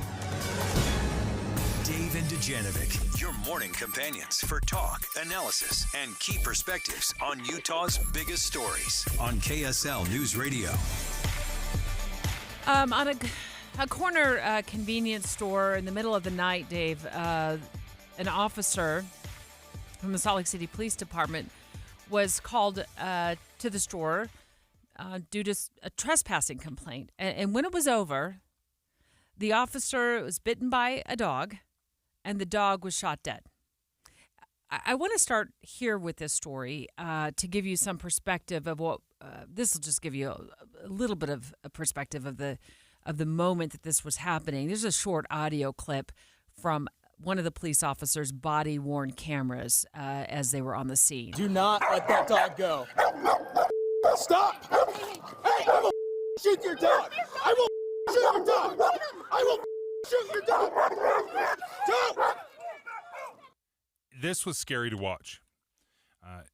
Anytime you have an animal, and this was, I would consider this a large animal. It looked to me, I'm not a dog expert, but it looked to be maybe a mixed breed, perhaps some pit bull, husky, I don't know, right? But this was a big dog. It was acting extremely aggressively. You could actually see where it lunges at the officer and bites him. So watching this unfold, you start thinking, okay, well, what do you do? Because there are people surrounded. There are people all over the place.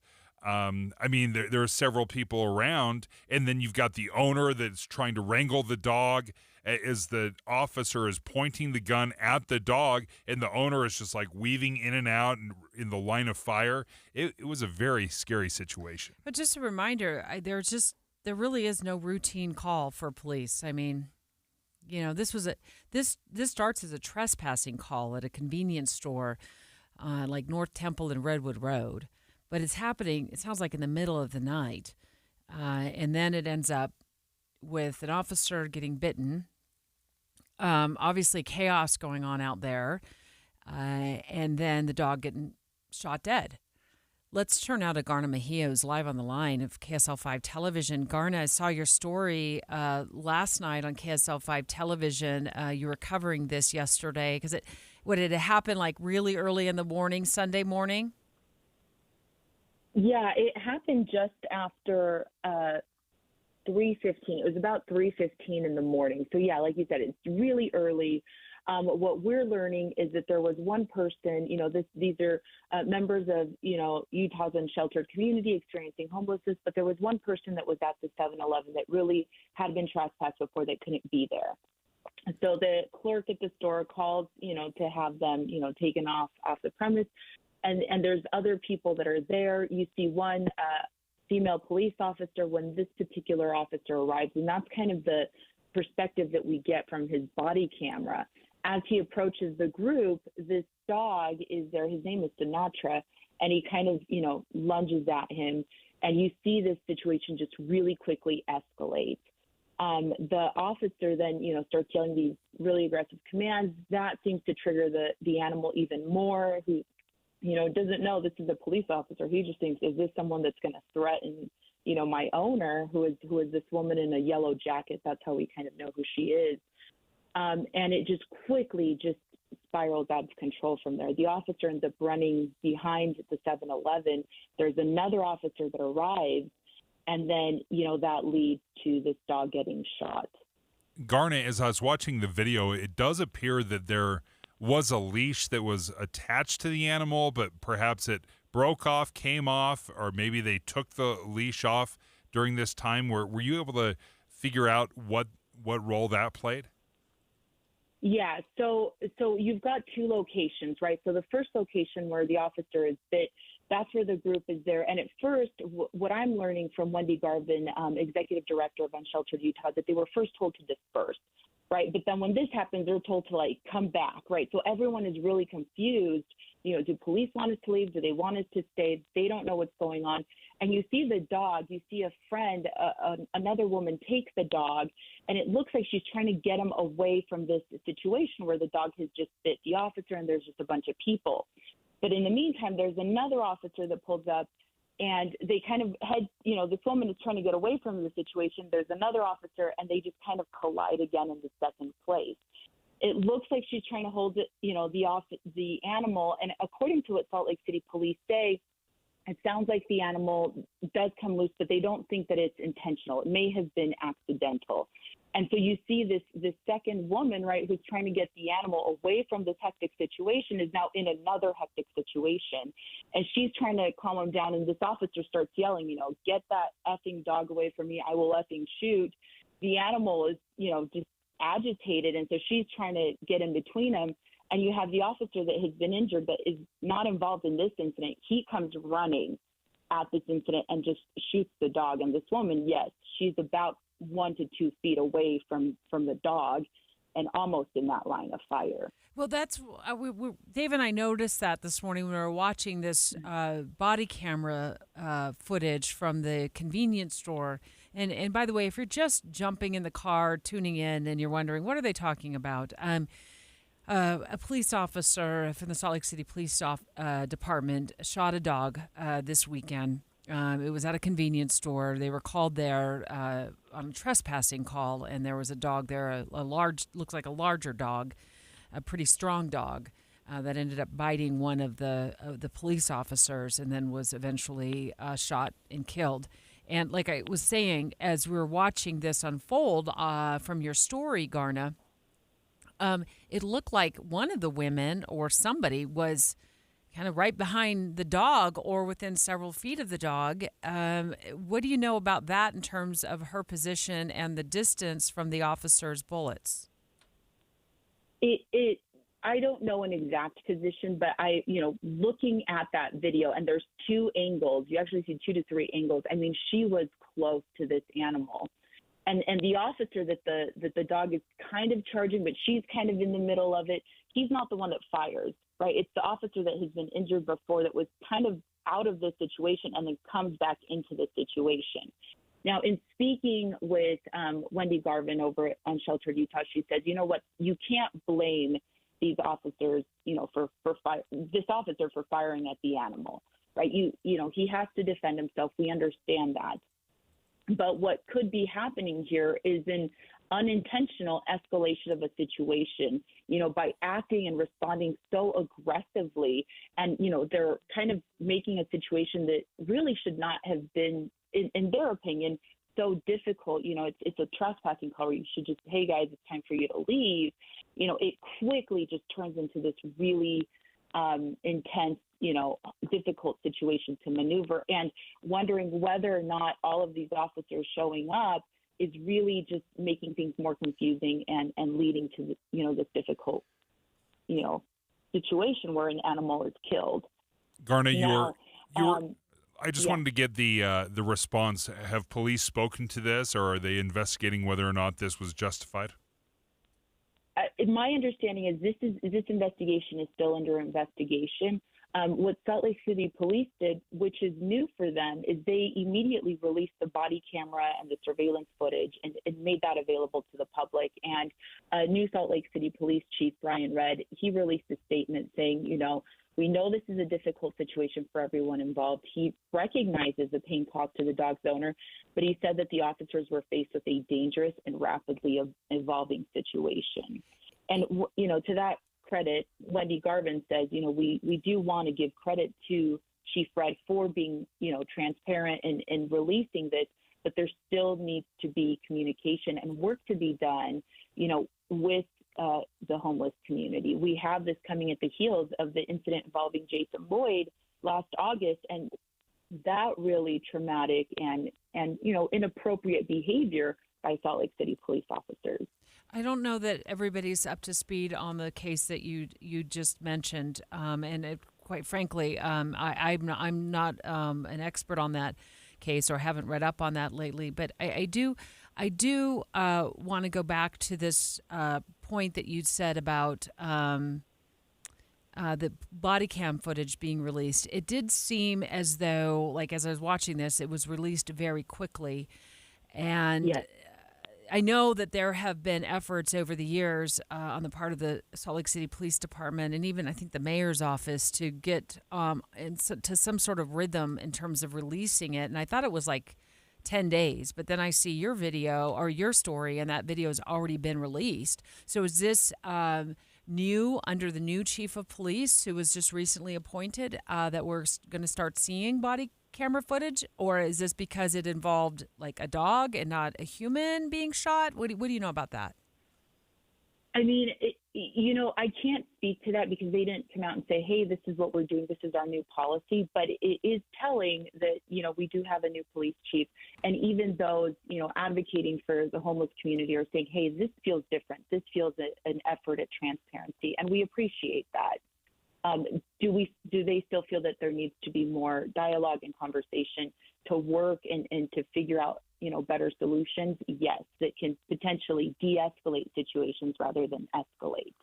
Garna Mejia, thank you so much for joining us and breaking down this story for us. Thanks, Garna. Dave, what are your thoughts after we learned all that information from Garna about this case? Well, okay, so this is very interesting because there's a fair argument to be made about whether or not when police arrive on a scene, obviously it immediately escalates. When they arrive on scene, lights are blaring, perhaps there's sirens. Like just in general, that's going to escalate a situation. They were also called to this place, right? Someone had been trespassing, so they were called and asked by the convenience store clerk, please, can you come? Somebody's trespassing. They've been banned in the past. And then they come upon this animal, which is very common with in the homeless community. They'll have animals, so that's not uncommon at all.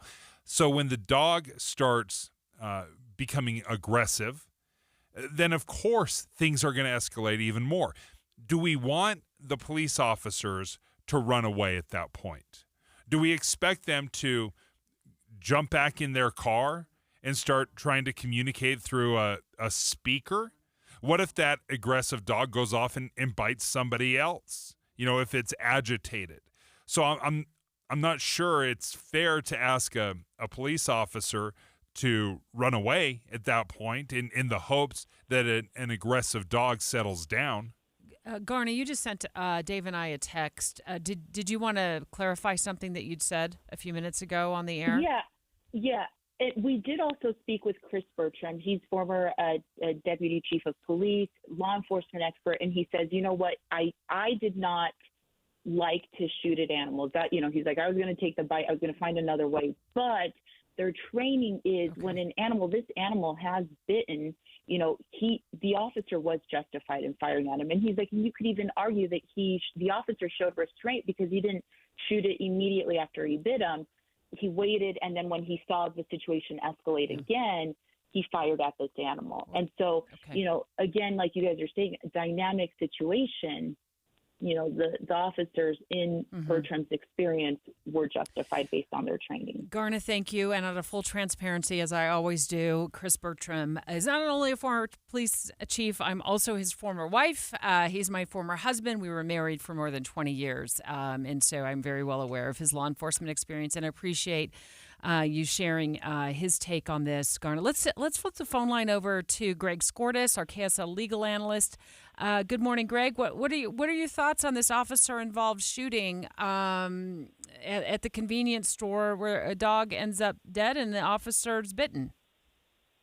It's sad. It really is, Debbie. But I agree with Garna and the assessment there. If an officer feels like their health is at issue, if their safety is at issue, they're entitled to take reasonable steps to prevent that. If that means shooting an animal, it's a sad thing, and I know a lot of people feel badly about that, but you don't have to stand there and get bit by a dog any more than anyone else on the street does. When officers are carrying out their functions as law enforcement, there's already a high risk of there's a heightened sense of risk, of safety, and sometimes they have to act. So it's unfortunate.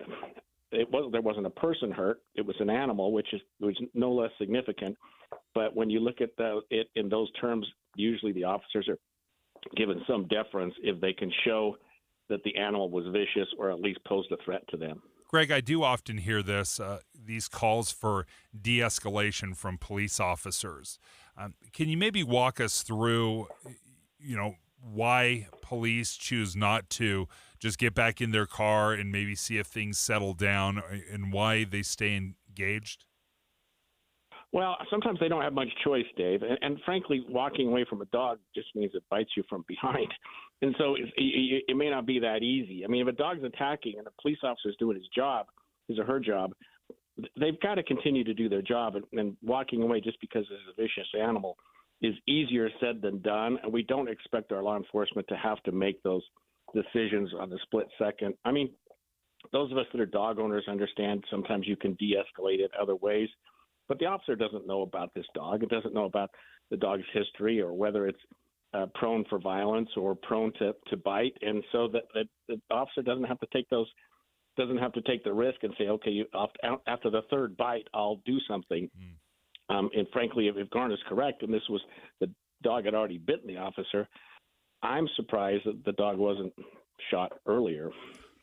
Greg, this is just my opinion, and this comes from a viewpoint, an experience of watching my little sister. She was not a baby. I think she was probably about 9 years old when it happened, getting charged at random by a dog as we were walking back to our school. This dog came charging out of a house, came through the yard. We never saw it coming, and again, got bit from behind. It was scary, and it stays with me to this day. So I'm obviously coming at it from perhaps, if you will, a bias because of that experience. But I'm thinking if that officer retreats to his car and that dog somehow gets away and I'm pumping gas at that convenience store, or I'm walking into that convenience store and it comes after me as a member of the public, that just opens up a whole nother can of worms. It absolutely does. And I'm glad you mentioned that, Debbie, because I hadn't thought of it that way. But if there were other people that could have been at risk and the officers had a way of resolving that risk, even if it meant using force against the animal, and someone else got bit, they would say to the officer, why didn't you do something? You knew this was a vicious animal and all you did was run away. And I'm exaggerating a bit, but that's a great point, Debbie, and it's something I hadn't thought of, but that even more justifies the conduct of the police officer. Greg Skordas, thank you for joining us, our KSL legal analyst. Yeah. You can check out Garna's full report. We thank you for joining the show at ksltv.com. And as always, Greg Skordas, our legal analyst, also one of our co-hosts of Inside Sources here from 1 to 3 on KSL News Radio. Straight ahead, Dave, this headline stopped me before I served up my very own appetizer to me, myself, and I, because I dine alone a lot. And the headline is in the New York Times: Americans are unhappier than ever, and solo dining may be a sign. Let's talk about it next. Tim Jr. here from RGS Exteriors to tell you about our 10-year everything guarantee. Most contractors spout off having great warranties that last forever. But those warranties are always, and I do mean always, riddled with loopholes, exception, fine print, and nonsense. At RGS Exteriors, we cover everything: parts, labor, material, everything and anything for 10 full years. There's no cost to you whatsoever, no hoops to jump through, no exceptions. Yes, the products we sell, like James Hardy Siding, our windows, gutter covers, come with a 25 to 50-year manufacturer's warranty, just like everybody else. But the truth is, the products almost never fail. It's always the labor and material which is never covered, so you're stuck paying for service calls. For peace of mind, call RGS Exteriors. You'll sleep easy for 10 full years. 801-280-3110 or visit us at rgsutah.com. That's 801-280-3110 or online rgsutah.com. Gutters, siding, windows, and all exteriors with the 10-year everything guarantee. Over 3/4 of Americans suffer with foot pain every day. But Foot Solutions in Orem is here to give back your quality of life. Meet Patty. I'm Patty from Saratoga Springs. I'm 74 years old. I just one day felt like I had a really bad stone bruise on the bottom of my foot, so I actually went to the doctor, and he goes, "You've got a severe case of plantar fasciitis." I'm really an active person. I work outside a lot in my yard. I like to kayak, and it was slowing me down from being able to launch my kayak. I could hardly get to the bathroom in the morning. The pain was so stabbing and bad. What made the difference for Patty? I discovered Foot Solutions in Orem. I was talking to a friend that I knew had plantar fasciitis, and she said, "Have you tried Foot Solutions?" I went there and got some great orthotics and some cute supportive shoes. Then in about a month, the pain was almost completely gone. Talk about relief. You deserve a life free of foot pain. Just search for Foot Solutions in Orem and find out more at footsolutions.com. You really ought to go there. It's a good place. Someone had a birthday. Yep, 50. Can't believe it. 50 years of wisdom. Great segue. We have health news, a CDC update. Pneumococcal vaccination is now recommended for adults 50 or older. Says here, we're over 6 times more likely to be hospitalized with pneumococcal pneumonia than adults under 50. I don't love those odds. Same. Look what I found. Pfizer's Prevnar 20 is proven to help protect adults against pneumococcal pneumonia and invasive pneumococcal disease in just 1 dose, and millions have already gotten it. Continued approval may depend on a supportive study. Don't get Prevnar 20 if you have a severe allergy to its ingredients. A weakened immune system may lower your response. Common side effects include injection site pain and swelling, fatigue, headache, muscle, and joint pain. For full prescribing information, please call 1-855-213-2138. Visit Prevnar20.com or talk to your doctor or pharmacist. I'm on Prevnar20.com now, scheduling my appointment. Good idea. And happy 50th. You wouldn't know it, but most financial advisors are put in a box. I'm Jeff Jr. from Trajan Wealth, and I want to provide you a little insight about financial advisors. Most financial advisors have to sell what their company requires them to sell, and many advisors have to only adhere to what's called a suitability standard. A suitability standard is a limited standard of care, not requiring what's sold to be best, just suitable. Advisors with this loose standard often have limited investment and product selection. Trajan Wealth is held to a fiduciary standard, which is the highest standard of care in the advisory business. And that's just one of the many reasons we have billions of dollars under our care and attract clients from other advisors. Raise your standards today and call Trajan Wealth. Call 801-899-7600. That's 801-899-7600. Advisory services offered through Trajan Wealth, LLC, an SEC-registered investment advisor. Mom and Dad used to argue about everything, especially about Dad's drinking. My family went from totally crazy to quiet, calm, and even peaceful when Mom started going to Al-Anon family groups. I wanted a better relationship with Dad, so I asked Mom if she would take me to her Al-Anon meetings or to Alateen. I'm sure glad I did. Is someone's drinking troubling you? You might be surprised at what you can learn in an Al-Anon or Alateen family group. from people just like you. Call 1-888-4-ALANON or go to alanon.org. How does a soccer club, born in an unlikely place, Utah? You sure you want to do that in Utah? built with players no one else wanted, We knew no one believed in us. reach the league's highest heights? We finally did it. It was like just this feeling of getting to the top of the mountain. How does that same team find a way to shatter expectations in the midst of a fight for its own survival? Our club is burning to the ground as we speak.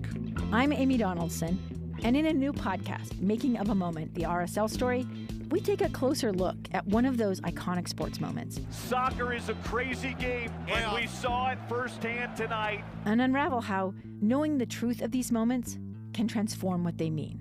I just kind of got chills right now thinking about it. Making of a Moment, the RSL story, is available now. Follow us at makingamomentpod.com or wherever you get your podcasts.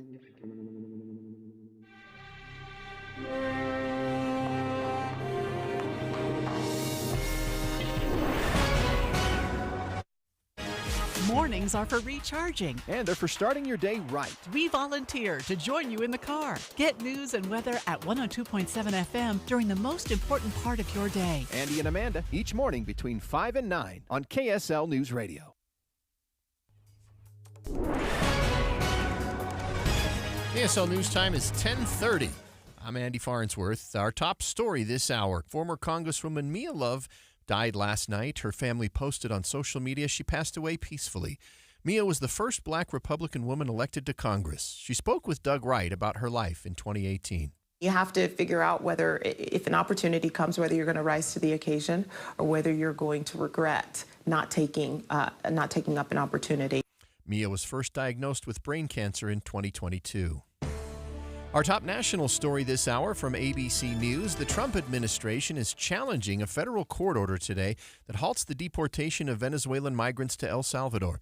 And we're hearing also about the Trump administration asking the IRS to provide data to ICE. Sources tell ABC News that the IRS is looking to help out with deportation efforts. The arrangement is not finalized yet, but the IRS might be able to help immigration officials access sensitive, private taxpayer data to help them confirm names and addresses of deportees. ABC's Terry Moran says they are hearing more U.S. deportation flights have landed today in El Salvador. Utah businesses are trying to deal with the uncertainty being created by new tariffs. The first thing that every business needs to do before it comes up with a plan is to identify where the uncertainty is coming from. Salt Lake Chamber President Derek Miller says the tariffs are just the latest in a long list of uncertainties business owners have had to deal with after the pandemic and then near double-digit inflation. Money at this moment, Dow's actually positive this morning by 516 points, 42,502 at the moment. Coming up, a big warm starts today. KSL weather is next. KSL News Time 10:32.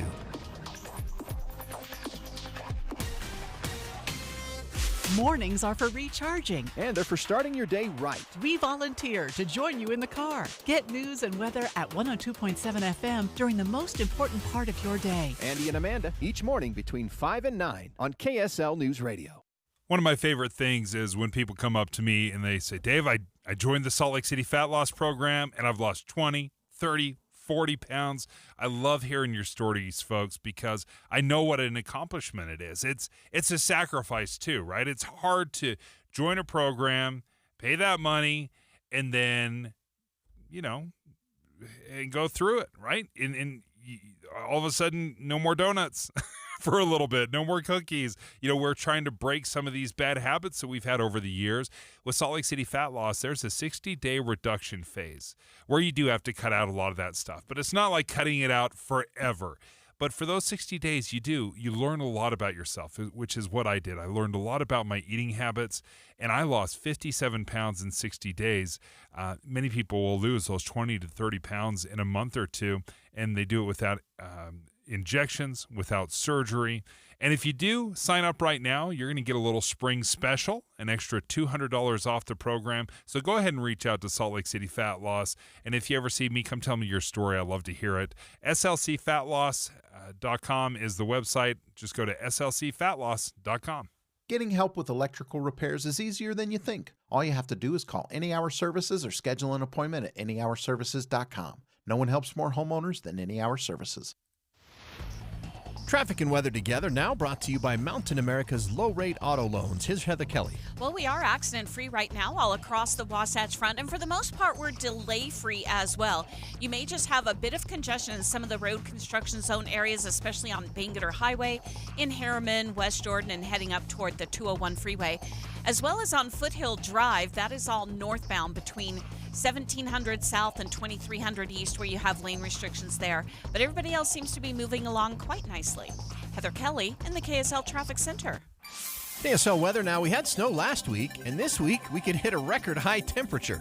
We have a high of 67 today, 72 tomorrow, and then 79 on Wednesday, which would tie the record. If we hit 80, it would not only set the daily high, but it would be the earliest in March we've ever reached 80 degrees. Right now, though, 55 degrees and partly cloudy in Salt Lake City. I'm Andy Farnsworth from the KSL Common Spirit Health Studios. Listen online at kslnewsradio.com. We're Utah's news, traffic, and weather station. Dave and Dujanovic, your morning companions for talk, analysis, and key perspectives on Utah's biggest stories on KSL News Radio. I don't know whether to feel sad because I read this headline or like powerful because I'm like, yeah, I dine alone. I dine alone a lot. I dine alone a lot every single day of the week. In fact, 3 days last week I dined solely alone. So that means 9 meals I ate all by my lonesome. The New York Times headline is Americans are unhappier than ever, and solo dining may be a sign of that. Okay, I've got to chuckle over that because I will be completely and totally honest. My wife and I have both seen solo dining as like a big victory, like away from the kids, away from the spouse, just you with your thoughts and maybe a book, you know, to be able to totally decompress. But that's not the kind of solo dining I think we're talking about. You know, no, it's one forced. Of those. It is. It's forced and it's Yes. daily. That's the kind we're talking about. You know, and you've been married a long time, you've been raising kids, and, you know, I was in that space once too, where just being able to use like the restroom without everybody, like, where are you going to go? Where are you going to be now? How are you going to be in? How long are you going to be in there? You know, it's like, you know, you just have this moment of zen. But this is every single day. You know, like every day there's nobody to dine with. And it's interesting. After this, this article was flagged for me by Alexandria Bonilla, one of our producers here at Broadcast House. And she flagged it last week. And I'm like, I totally want to talk about that. And we just kind of ran out of runway to talk about it last week. So I looked forward to it all weekend because I had a chance to kind of monitor how I was feeling when I was dining alone. And I do pride myself for flying solo and being okay with that. And I've been that way my whole life. Like I didn't mind eating alone, even at school sometimes. You know, it never really bothered me. But I think when you're doing it every single day, that's when I can sense, it's starting to kind of get to me. I like one time found myself talking to myself, like I was having a conversation, like I could jump back and forth between the chairs, like I was talking to somebody, but they weren't really there, and I was like bouncing things off. It was super weird. Totally healthy, Deb. Don't worry. It was Totally so healthy. weird. But when it comes, really this article begins here with the happiness ranking, and there's a World Happiness Report, and what the New York Times is suggesting is that you can kind of correlate our 24th place in the world when it comes to happiness or unhappiness, and we're in 24th place, to the influx of solo dining. And there are a lot of people, according to this article, who are solo dining. So, ironically, when it comes to solo dining, I'm in good company. Yes, you're in good company, but I guess maybe the worrisome part of this, or something just to be aware of, is are you losing social connections, and is it affecting your happiness? Because that's the link that they are making, that this decrease in overall happiness here in the United States, in part, is manifest because we are just not together enough. My wife and I had kind of an interesting experience. We had gone out to this this restaurant, and it was a nice restaurant, but it had an area that was a little bit more communal dining. Like one of those long tables where several people sit out. And one guy actually asked, he was from out of town, and my wife and I were observing this because it was just a little bit strange. He turns to the couple, a couple seats removed. He's like, "Hey, can I come join you?" He's like, "I'm kind of lonely over here. Aww. I just feel all by myself, and I'd love to be able to talk to someone." And those people were so kind of like, "Yeah, heck yeah, come on over." Awesome. And my wife and I were just watching this unfold, and it was so strange because it was something that we never would have done. I would have just sat there all by myself and been lonely the entire night. But this guy asks the neighbors to be included. "Hey, can I come join you? I'd love to get to know you a little bit." It felt so weird from an outsider because I would never ever do this. But they had a great little conversation. We were watching them just have this fun little meal, and they met a new friend. Well, so you wouldn't ask to join, but would you ask somebody to join you and Charlena? No. You wouldn't? It wouldn't even cross my mind, Debbie. It would. That is just, again, probably speaking to how we have stopped creating these social connections. It doesn't even cross my mind to invite somebody that's alone. You see alone. a lonely diner all by themselves at the corner of the cafeteria? Okay. We're awesome over here. We are fascinating and great conversationalists. Would you like to cozy up next to us and get to know us better? No. Well, here's where solo dining has gone in the last 20 years. And the Times is quoting Bureau of Labor Statistics. And it's actually quoting the American Time Use Survey. I love these like nuanced surveys so I can see how people are using their time. In 2023, so a couple years ago, about 25% of Americans reported eating all of their meals alone the previous day. Well, here's the aha moment for me. That's an increase of 53% since 2003. So over the course of 20 years, a lot more people reported dining alone all of their meals the day before. Say divorce. This is just me saying this. This is what I've thought about. It's divorce is part of that. People staying single longer is part of that. And the reason I say that is because the trend is even more obvious among younger people. So under 25, an 80% increase in dining alone. That totally makes sense to me. For young kids, because when it comes to social media, you do have to make this conscious decision. If I'm sitting alone, do I want to interact with my phone or do I want to interact with others? And interacting with your phone is so much easier. There's no potential for rejection. There's no embarrassing encounter. It's just going on your phone. It's easy. And so when you say the kids, the millennials, are more comfortable doing this, it doesn't surprise me because they grew up with a phone. They haven't known anything better. They don't realize, you and I, we're of a generation where we haven't always had a phone in our hands, that we don't mind striking up a conversation with strangers at times. Yeah. I do not feel uncomfortable dining alone at all. I'll go to a restaurant by myself. I will be that person who invites somebody over. The thing is when you go to a restaurant alone, most of them want to say, okay, just go get a spot at the bar top. Yeah. Go in the bar because that's where we file away all the single people. So, one time I was at a restaurant alone dining and I moved seats, I think 3 times. No. Because people were coming in as couples and they could see, like, if they Jenga'd me one way or the other, they could have the 2 seats next to each other. Can we banish you down 3 seats? Bookend me here. You sit on one side, he sits on the other, and we'll just have a conversation. I'll sit in the middle.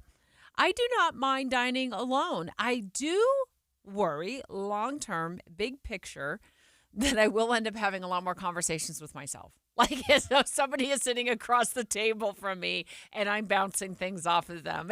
You're right, Dave. That's a really great point, Debbie. Well, Deborah, I think you look fabulous tonight, just so you know. I agree with absolutely everything I say. So let's take calls. 801-575-TALK. In all honesty, are you tired of dining solo or do you relish in it? 801-575-TALK. Live calls next. This is Christian Staples with Arctic Spas. Way back in 1989, I started servicing hot tubs in Park City, and I learned the hard way in the freezing winter in the mountains that hot tubs are not built for Utah's harsh climate. I then found the Arctic Spa, the most northern manufacturer of hot tubs built specifically for the northern climates. Arctic Spas use perimeter insulation similar to your house where the outside walls are insulated. This allows us to utilize the excess heat from the motors to help heat the water and reduce your electric cost each month. Since then, we have sold 10,000 Arctic Spas here in Utah. We've learned that Arctic Spas last longer because they are built stronger. You can just feel the difference. Arctic Spas are easier to fix because we put access panels all the way around the spa, which makes it less expensive for you. Add this to the lower electric bills each month, and you end up with the least expensive hot tub to own over the long term. Arctic Spas, with stores covering all of Utah in Salt Lake, American Fork, and St. George, or online at arcticspasutah.com. Arctic Spas, the only spa built for Utah's harsh climate. Attention! If you owe money to the IRS, this is an urgent message. The IRS is cracking down by sending out collection letters, garnishing paychecks, seizing bank accounts, and putting liens on homes and businesses. They call it enforced compliance, and you better watch out because penalties and interest on unpaid taxes compound daily, making it even harder to get out of debt. Don't let tax debt destroy your life. You need to call Optima Tax Relief, America's #1 tax resolution firm. They're experts in taxpayer assistance programs that can save you thousands if you qualify. A+ rated by the Better Business Bureau, Optima's resolved over $1 billion of tax debt for their clients. Let them fight on your behalf, helping to put your tax problems to rest. Call the tax professionals at Optima now for a free consultation. Call 800-343-6460. 800-343-6460. 800-343-6460. Optima Tax Relief. Some restrictions apply. For complete details, please visit OptimaTaxRelief.com. Dave and Dujanovic. So, I dine solo, and I don't mind it. I did find myself talking to myself, Q&A with myself the other day over dinner, which was a little bit weird because I was alone. So somebody had to ask me questions, and I was too happy to ask myself questions and then return the favor with an answer. The New York Times headline says Americans are unhappier than ever. Solo dining may be a sign. And the correlation is here with this World Happiness Report is that our ranking is 24th place in the world in terms of happiness. But the number of people dining solo compared to 20 years ago is skyrocketed. I think we need to be a little bit careful of dismissing the solo dining. It's like, oh, hey, I enjoy that. I'm fine with it. Because if we're looking at some of this data, if we're looking at the happiness report, and all of a sudden the United States has reached its lowest ranking ever, and they are tying it to solo dining as being a sign, right? You're not unhappy just because of this, but it's a sign that, hey, be aware, maybe you are not making enough social connections in your life. And that is something I think we need to have a real conversation with ourselves. Are we too comfortable staying home, watching Netflix, eating alone, or are we shaking things up? Are we calling up friends? Are we calling up family? Are we doing enough outreach to help fill some of the loneliness that we feel? 801-575-TALK, taking live calls. And Carl, you're a widow, and so you do a lot of solo dining. I do, well, especially lunchtime, but since I've been widowed, I've been part of a group of people that are widows and widowers, and they try to get together at least once every couple of weeks. Honestly, like this coming weekend, we're actually going to Maddox, and since I won't say exactly how many, but it's in the 30s. That's amazing. That we're all getting together, but there's other groups. There's other singles groups. There's, and then I have a dear friend in St. George that he's a widower, and when my wife was around, we actually every Tuesday we would go to dinner with him and go to a movie, and it was great to be able to interact and all that stuff and have him, feel like he was part of the family. So if I look at it this way, if you're eating alone, it's your own fault because you're not taking advantage of the opportunities that are out there, those, different dinner groups and things like that. So, and honestly, the funny thing is I've actually, I'm at a mall or something like that, and I see someone sitting alone, I would not even hesitate to go sit by him and start talking to him. That's awesome. You That's you great, Carl. extroverts out there. I guess I am much more of an introvert than I realize. You folks that are willing to just like sit down. Hey, can I have a meal with you? Can I sit down? That's incredible. Nobody who's listened to you for more than a week on the radio believes that. That I'm an introvert? Yeah, nobody. Nobody believes that. But I don't do this. You just get shy. You get to be a shy guy when somebody is sitting alone. You want to invite him over. You should. Oh, you should. man. You get to know I would people be, that way. That'd be so outside my Yeah. comfort zone. Yeah. Caitlin Johnston, our producer, she's single. Do a lot of dining alone? Yes, but I enjoy it. But I agree with Carl with what he just said, that if you're dining alone, it's your fault. I do it by choice because it's my little quiet time, but I do get a lot of quiet time because I am single. But I'm trying to change that by, next time I go to a restaurant, I may request to sit at the bar where there may be other single people or just people who are alone. Or you interact with the bartender or just the wait staff there. Just because I'm trying to be a little bit more conscious of how much of being a loner is my own fault. So, I don't mind it, but eventually it's going to get to me. So.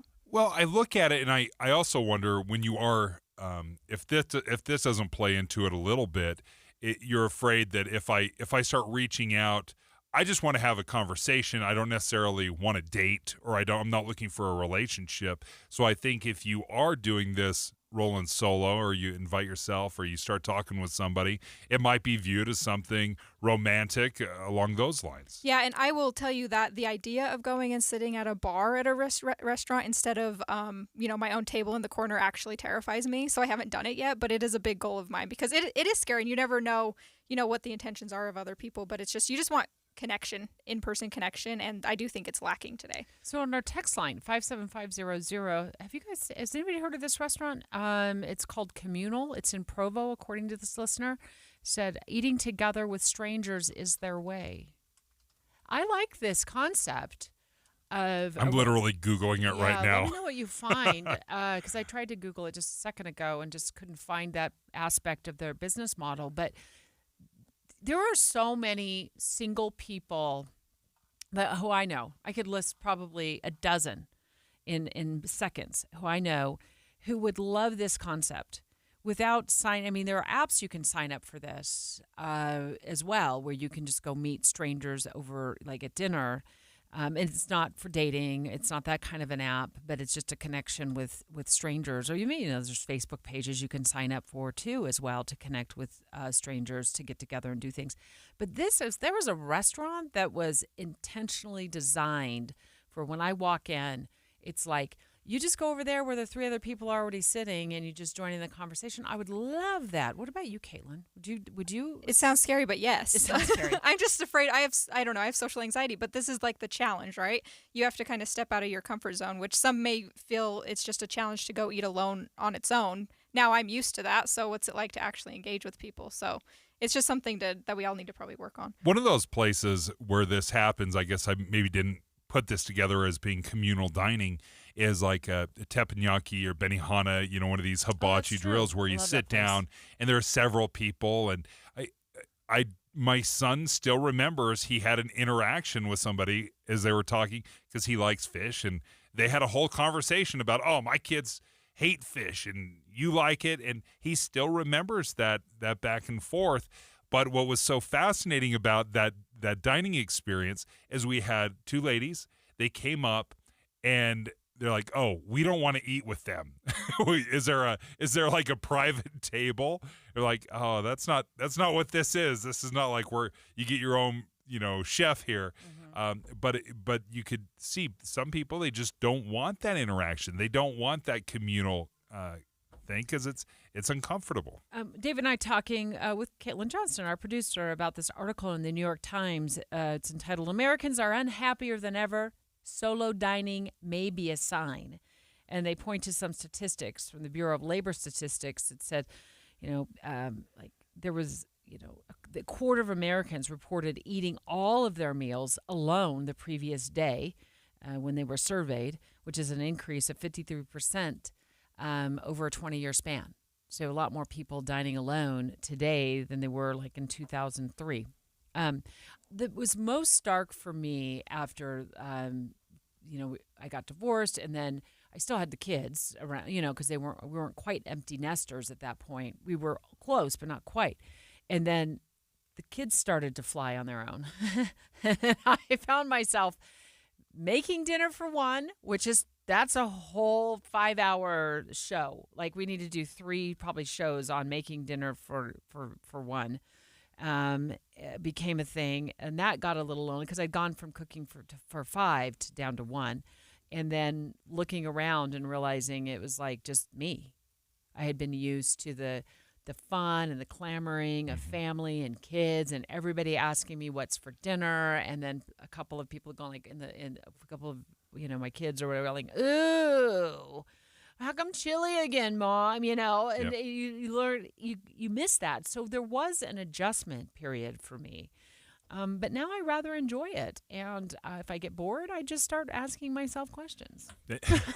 And Not weird answering at all. them. No, I think it's a good check yourself. Make sure you're doing it for the right reasons. Are you doing it because are you afraid, or maybe you're anxious? Do you need some social connections? I think more than anything, it's a great signal to say, hey, just check in on yourself. Do you need more social connections, or are you totally fine? Right? If you're totally fine, awesome. Ignore it. But I think if we're serious about ourselves, if we're finding that we're lonely and that we're unhappy, we may have to shift up the way that we do things. And some of that is getting out of our comfort zone of eating alone. We got some really sad news last night as I was getting ready for bed. I know a lot of people felt this when we found out that former Utah Congresswoman Mia Love had passed away following her 3-year battle with brain cancer. And next, we're going to talk to 3 people who were very close to Mia. We'll begin with Boyd Matheson, a voice certainly KSL listeners will recognize, to join us about her life and her legacy. Be advised, this is your opportunity to save up to 40 to 80% on a hot tub or swim spa. This weekend only, Friday through Sunday, Mountain America Expo Center, Sandy. Be advised, this is your opportunity to save up to 40 to 80% on a hot tub or swim spa. This weekend only, Friday through Sunday, Mountain America Expo Center, Sandy. 18-month interest-free financing. Our factories have demanded we sell 1,000 hot tubs and swim spas this weekend. Mountain America Expo Center, Sandy. Huge factory incentives, factory rebates, this weekend only. Mountain America Expo Center, Sandy. We can remove your old hot tub. Free delivery of your new hot tub. Hot tub starting at $2,999. Mountain America Expo Center, Sandy. Free delivery of your new hot tub. Just relax and enjoy. Mountain America Expo Center, Sandy. Friday, 2 p.m. to 8 p.m. Saturday, 10 a.m. to 8 p.m. Sunday, 10 a.m. to 6 p.m. Free admission, free parking, free delivery. Mountain America Expo Center, Sandy. Call 833-SPA-SALE or visit hottubandSwimSpaSale.com. Did you know colon cancer can be detected early or prevented through regular screening? I have detected Around Earth is the greatest lie ever. Okay, Roger. My uncle just passed away and I inherited his cockatoo, Roger. He was a member of the Flat Earth Society, so Roger picked up on some of his rhetoric. Anyway, screening, such as a colonoscopy. Screen these! Screen these! Roger that, Roger. Moving on. Colonoscopies can detect early-stage colon or rectal cancer or even polyps, which are abnormal growths that can turn into cancer over time. I'm a Flat Earth walker. Come on, Roger. What did I do to my uncle to deserve you? You don't get to choose what you inherit, just like colon cancer. Unlike Roger here, I believe in science. And science says that if colon cancer runs in your family, you're more likely to develop it yourself. Talk to your doctor about when you should start screening. Find out more at coloncancercoalition.org. A message from the Colon Cancer Coalition. Meanwhile, at Xfinity. So, influencer life going well? Oh, yeah. I'm up to 32 followers. Oh, that's something. Yeah, posting my tap dancing videos is easier than ever because we engineered Xfinity Internet with 99.99% network reliability. Plus, Xfinity Mobile with Wi-Fi Power Boost gives you ultra-fast Wi-Fi at home and on the go. But wait, tap dancing? You don't tap dance. Hey, what I lack in skill, I make up with passion.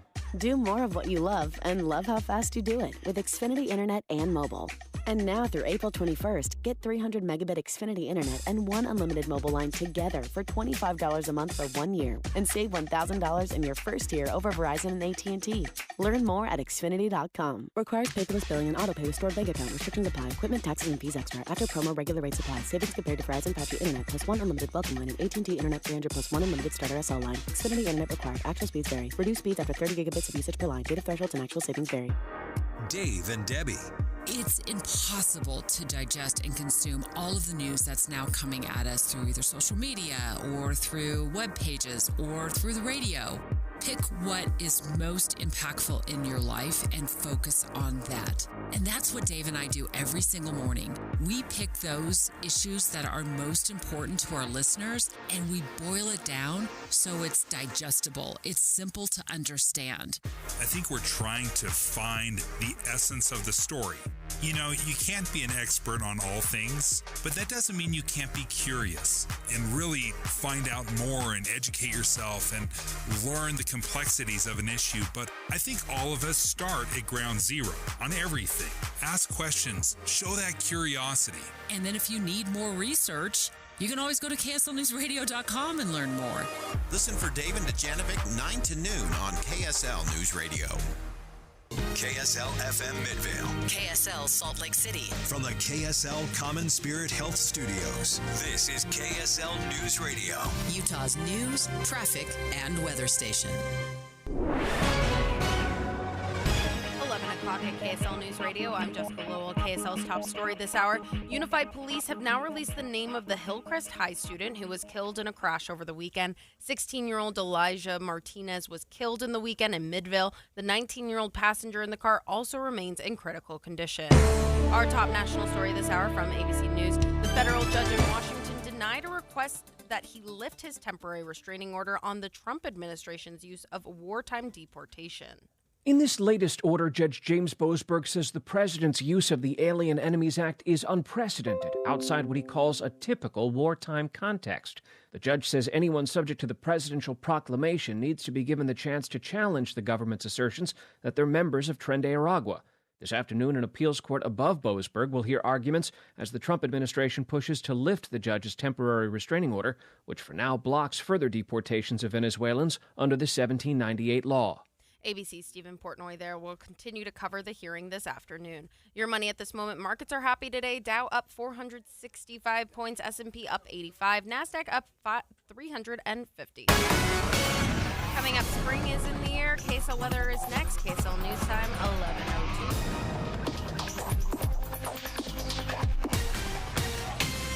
A reminder about the simplest way to get updated for your day. Hit your KSL preset when you jump in the car, and we'll take care of the rest. Hear key news updates and traffic reports. Andy and Amanda from 5 to 9 in your car. KSL News Radio at 102.7 FM. Do you need new windows? Look, all glass pretty much looks the same to the naked eye, but if your windows aren't triple-coated, argon-filled and sealed double-pane glass, the cold is seeping in. You need to call Advanced Window Products. They use the highest quality glass and premium vinyl to create state-of-the-art windows and frames, and for 38 years, they build those frames right here in Utah. Custom crafted for Utah's climate. The best windows you can buy at prices 30 and 40% less than what the big companies charge because they cut out the middleman. They're the factory. They even give you a lifetime warranty, and right now as we head into spring, save an extra $2,500 off 10 windows or more. Custom windows that'll give your house a fresh new look and save you money on your heating and air conditioning. Advanced Windows offers 60-month 0% financing, even buy now, pay later, and an extra $2,500 off. Call for a quote, 801-850-9100. That's 801-850-9100, or go to advancedwindows.com. If you love to travel, Capital One has a rewards credit card that's perfect for you. With the Capital One Venture X card, you earn unlimited double miles on everything you buy. Plus, you get premium benefits at a collection of luxury hotels when you book on Capital One Travel. And with Venture X, you get access to over 1,000 airport lounges worldwide. Open up a world of travel possibilities with the Capital One Venture X card. What's in your wallet?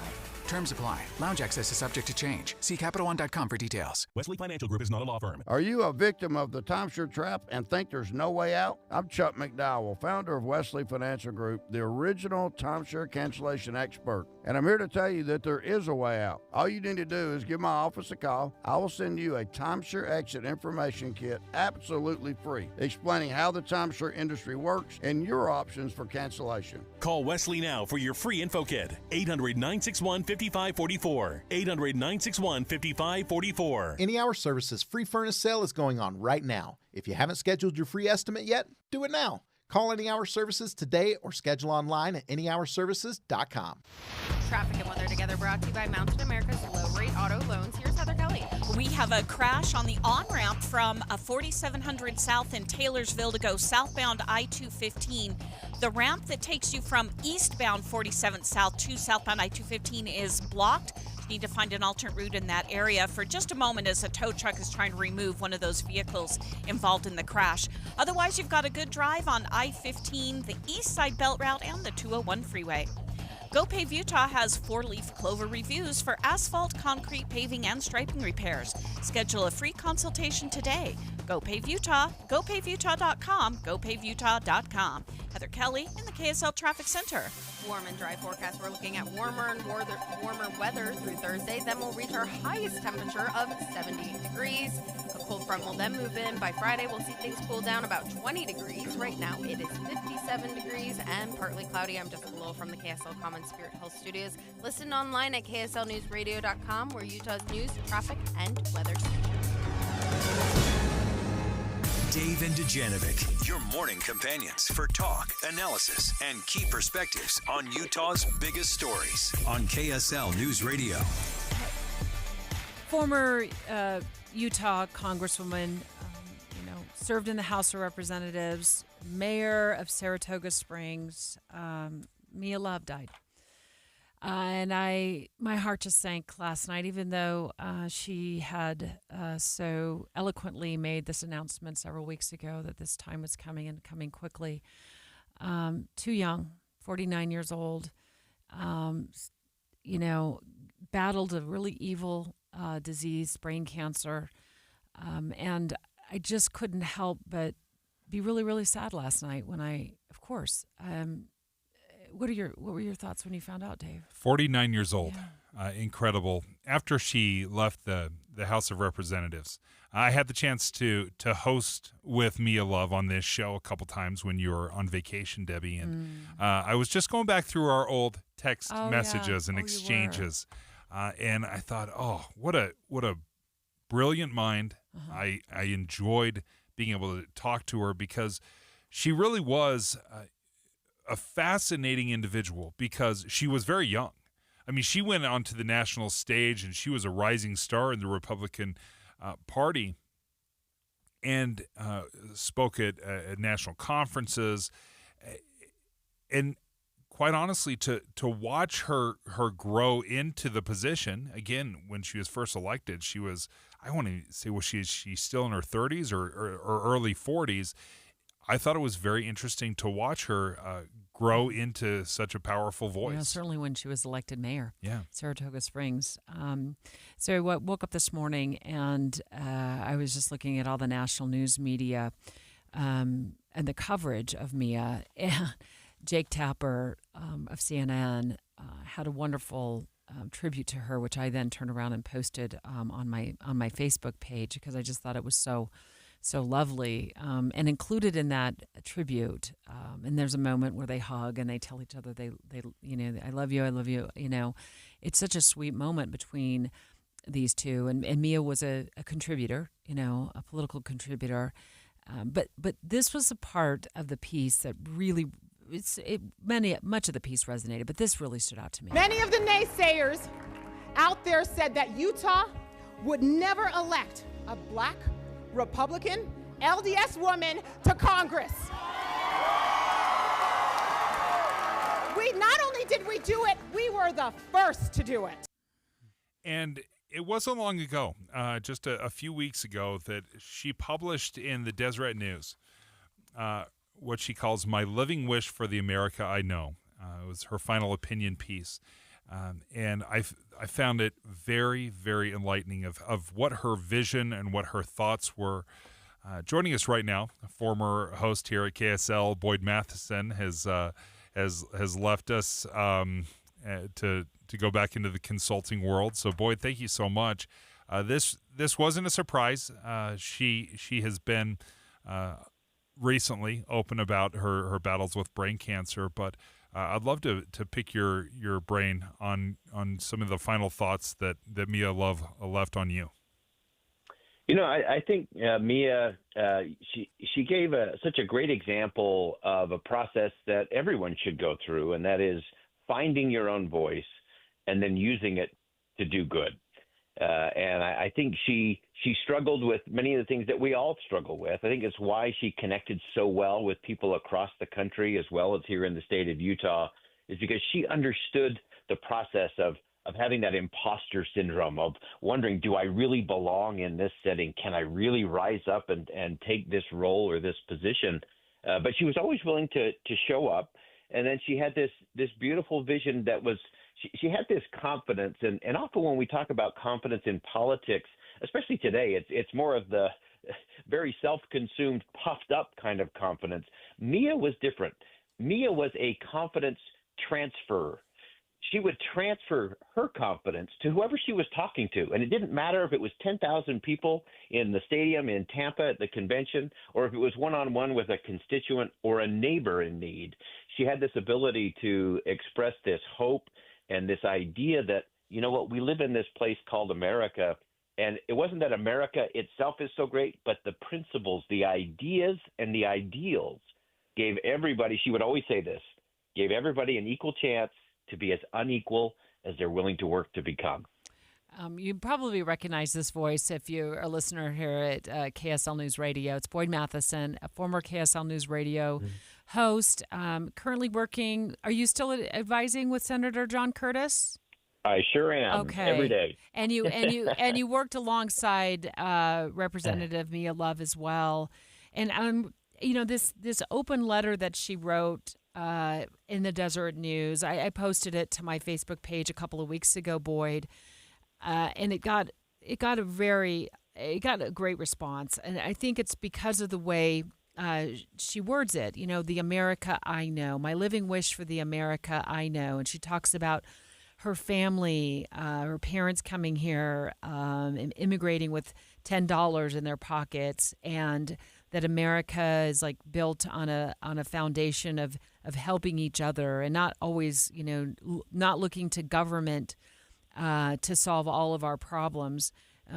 How will you most remember Representative Mia Love when she served back in D.C. for Utah?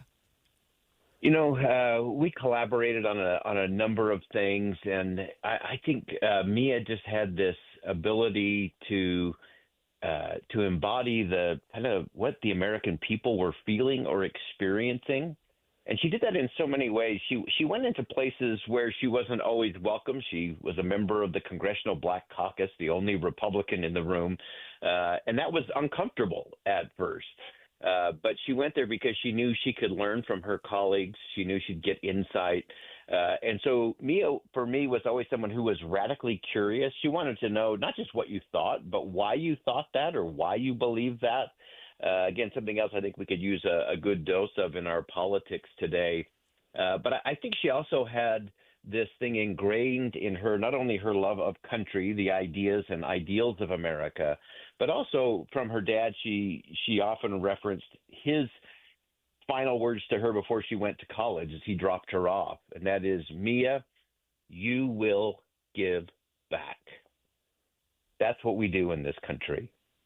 We don't just climb up the ladder of success and pull it up behind us so that we're better than someone else. We have the duty, we have the responsibility to give back. And Mia felt that in a very personal way. And you could see it everywhere she went.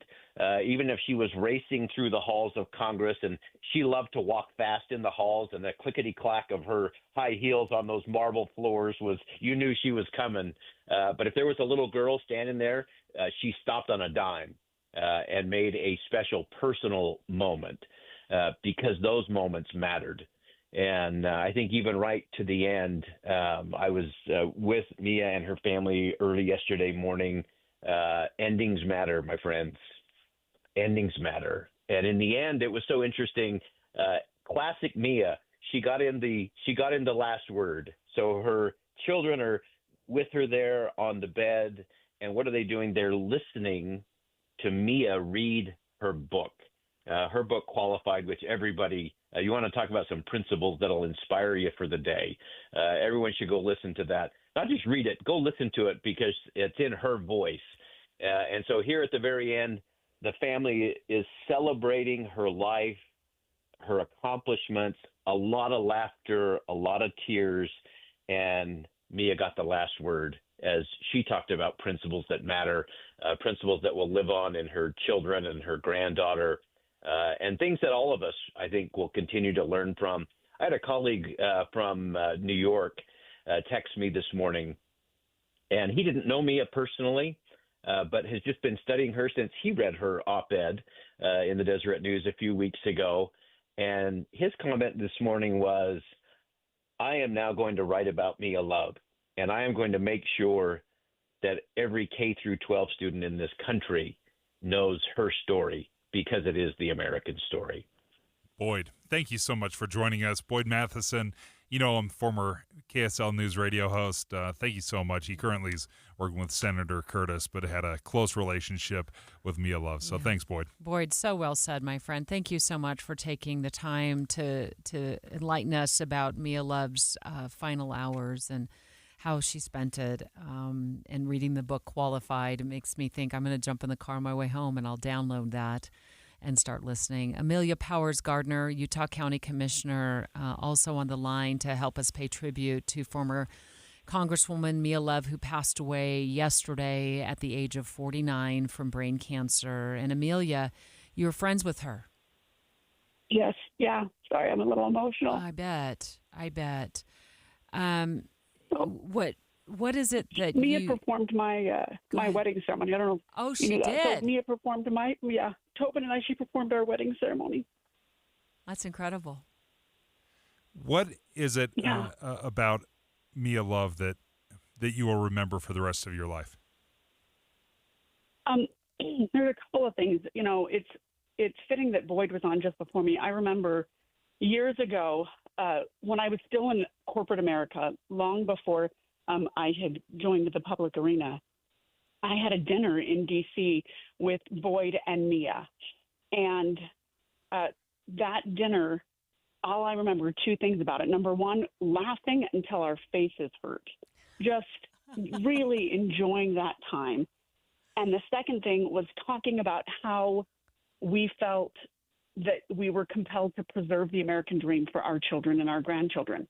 And that memory really sums up Mia. I mean, you had so much fun that you couldn't hardly breathe. You were laughing so hard. And then passion about preserving the American dream for our children and grandchildren. Amelia, that's so, we knew her as Congresswoman Mia Love or Mayor Mia Love, but what you're saying is it sounds like she also maybe deserved the title of part-time comedian? Oh, absolutely.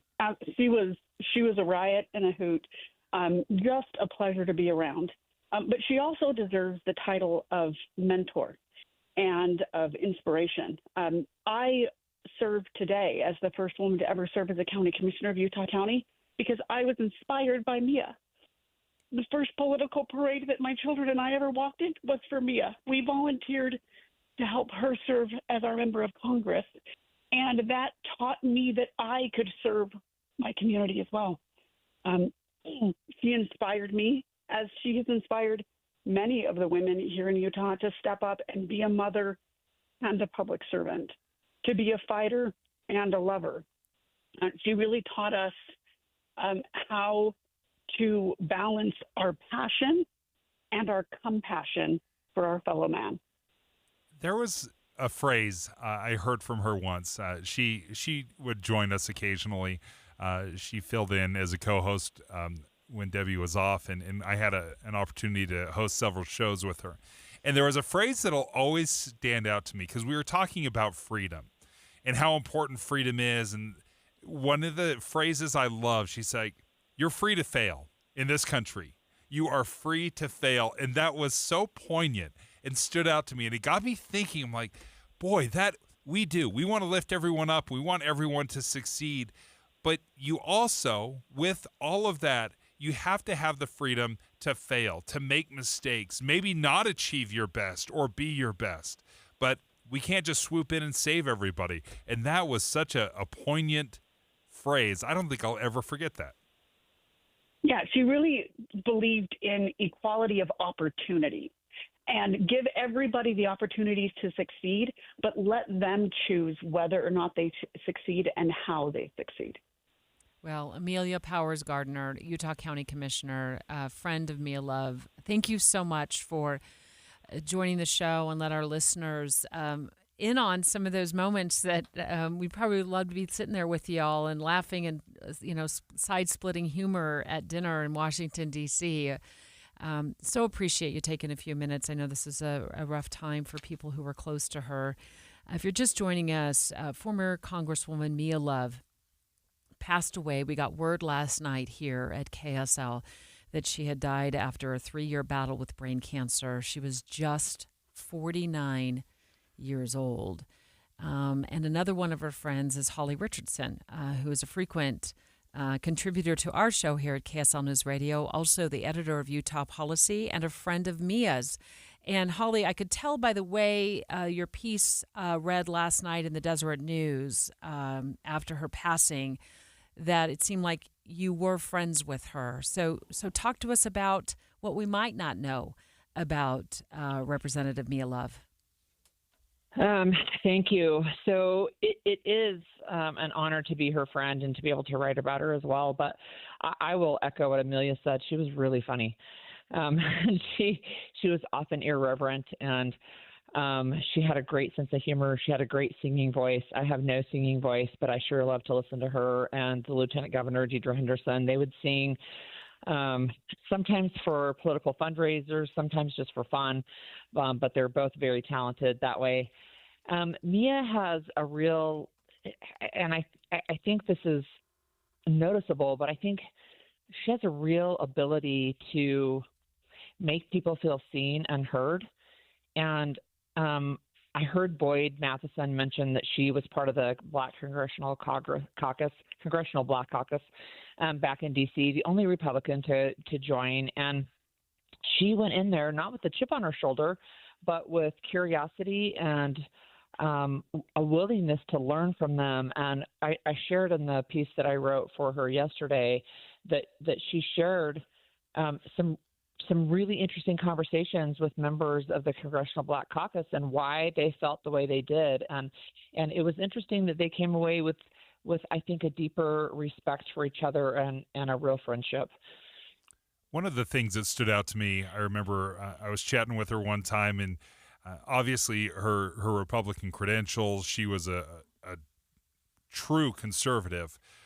And we were talking about some of her friends, and she's like, "Oh yeah, one of my best friends is Jen Psaki, former White House press secretary for Obama and Biden." Right? I mean, this was someone that wasn't afraid to cross the aisles and just enjoy somebody and not be so hyper political that we couldn't even be friends. Right. Yeah, and I think that's great, and I think that's really what matters at the end of the day, right? Is it's not how many enemies did we accumulate by calling people names, right? But who remembers us as friends and how we made the world brighter. I liked what Amelia said about her stopping to talk to little girls. I mean, she did that, and her book Qualified.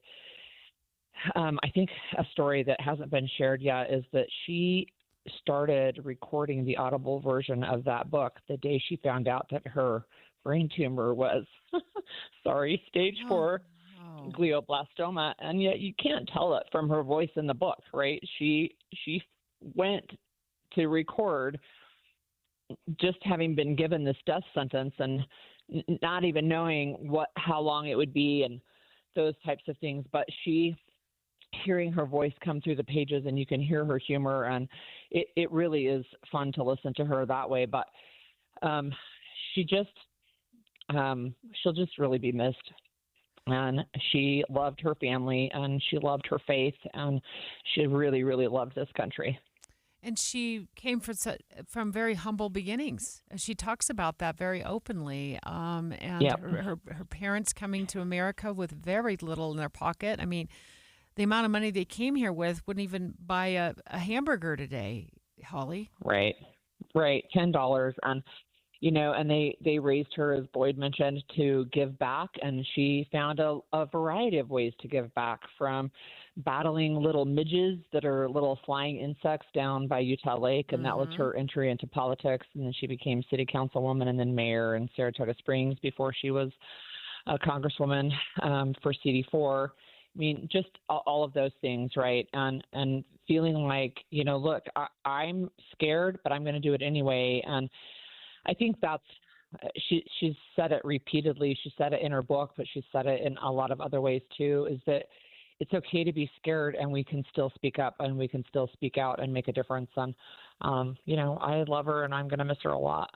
Holly, thank you so much for joining us and sharing such great memories of your friendship with Mia Love, who passed away, 49 years old, lost her battle with brain cancer.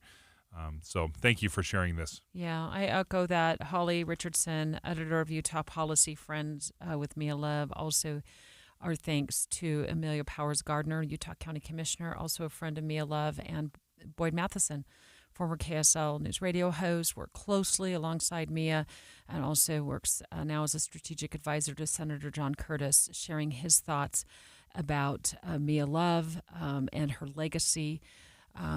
Former U.S. Representative Mia Love passing away yesterday at the age of 49 from brain cancer. Many of the naysayers out there said that Utah would never elect a black Republican LDS woman to Congress. Not only did we do it, we were the first to do it. Dave and Dujanovic. Are you asking for Dave and Debbie everywhere? Just say, Alexa, play KSL News Radio. And stream them on your phone. The KSL News Radio app. One of my favorite things about Mountain Home Services, they came out and installed my furnace years ago, and they were able to breathe life into that furnace for years and years, and I love it because it was something I didn't have to worry about, and I'm grateful for that. Well, Mountain Home Services, Master Electrical Service have joined forces, and now you're going to be able to tap into expertise on a million different levels. Think your electrical needs. Think EV charger. Think generator. Think about maybe you want some new recessed lighting to go into the summer with, or you need a new HVAC, or you need your, maybe some heating and plumbing repairs done. They're your go-to. As well as fireplaces. They have this expertise, and it all comes with this upfront pricing guarantee, which says no hidden fees. Master Electrical, you've known the name. They've been around here since 1954. They're the company we trust, and so can you. And just remember, they have now joined forces with Mountain Home. Yeah, mountainhomeservices.com is the website. Make sure you check them out at mountainhomeservices.com. Or they'd love to hear from you. You can give them a call at 801-543-2222, 801-543-2222.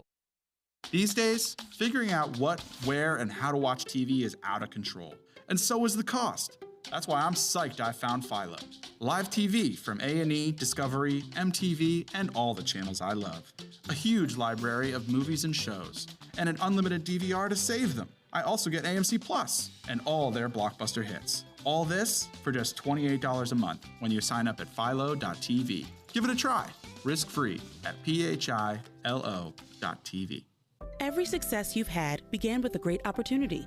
Now there's another one. At University of Maryland Global Campus, we provide no-cost digital resources in place of textbooks and most courses. And that's not all. You'll receive your accredited online education at an affordable tuition with a choice from more than 135 degree and certificate programs.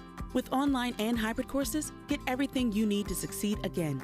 Learn more at umgc.edu, certified to operate in Virginia by Chev. Is your financial advisor offering you up to a 30% upfront bonus? Are they promising you up to 10% growth per year guaranteed for your retirement income? If not, you need a new financial advisor. I'm Jeff Jr., founder of Trajan Wealth. If you plan to retire within the next 10 years, don't wait only to find out it's too late. I've seen hard-working folks like you retire only to be required to go back to work, all because their advisor told them guarantees like these were too good to be true. They're not. That's up to $30,000 up front or up to $10,000 per year on $100,000, all guaranteed for retirement income. Don't work when you're supposed to be retired. And if any financial advisor tells you it's too good to be true, they simply don't have the options we do.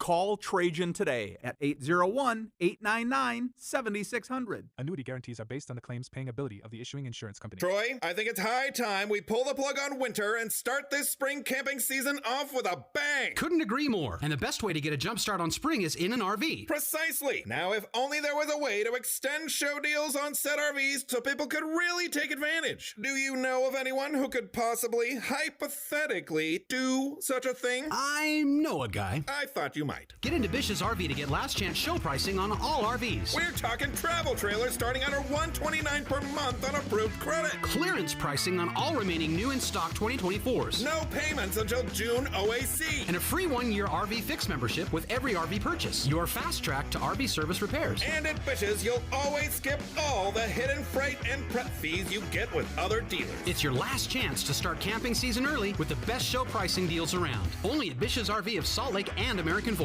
where memories begin. Based on approved credit, 20% down, 8.99% APR for 180 months. Stock number 89911-81734. Subject to prior sale. See dealer for details. Dave and Dujanovic. If you're driving to work or you're driving the kids to a soccer game, we're your in-car companions. People will come up to me and say, "Oh, I talk to you every day. You don't realize it because I'm talking at the radio, but I talk to you every day." Listen for Dave and Dujanovic 9 to noon on KSL News Radio. 11:30 at KSL News Radio. I'm Claire Scott. KSL's top story this hour. Local lawmakers are weighing in on the possibility of privatizing the U.S. Postal Service. Utah Senator Nate Bluen tells Dave and Dujanovic he's concerned about the trust surrounding mail-in ballots. I think that could be a real concern if we turn that over to a privatized company that potentially has political interests, like we're seeing with some of the folks that Donald Trump has brought into his administration recently. Bluen says many commercial delivery companies transfer their packages to USPS in rural areas. He's worried that people who rely on the post office for Social Security checks and medications will suffer. Our top national story this hour from ABC News. We're hearing that the Trump administration is considering an arrangement with the IRS that would make tax records from people who are undocumented available, potentially leading to more deportations. Sources tell ABC News that the IRS is looking to help out with deportation efforts. The arrangement is not finalized yet, but the IRS might be able to help immigration officials access sensitive private taxpayer data to help them confirm names and addresses of deportees. ABC's Terry Morin. Your money at this moment, the Dow is up 485 points, the S&P is up 87. And coming up, highs in the 70s. KSL Weather's next. KSL News Time, 11:31.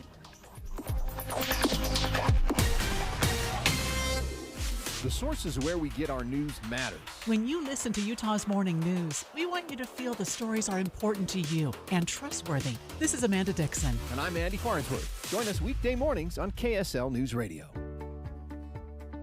You know how they always used to ask you in grade school, what do you want to be when you grow up? I bet I'm the only kid who ever stood proud and said, I want to be a rain gutter or siding installer. Jim Jr. here with RGS Exteriors, and man, I can still remember all those wannabe astronauts and quarterbacks looking at me like I was an idiot. Who would want to install rain gutters or siding? Somebody who was a fourth generation in business. That's who. My great-grandfather, T.R. Brown, started the company in the 50s. Then my grandfather took over from him, then my dad, Tim Sr., and now I've been at the helm since 2005. Every day I wake up and think, man, I'm living the dream. And now my own kids are starting to work in the business too. 5 generations. If you want gutters, siding, windows, or any exteriors on your home, and a company that really cares deep down to our souls, give RGS a call. 801-280-3110 or find us online, rgsutah.com. That's rgsutah.com. 801-280-3110, rgsutah.com.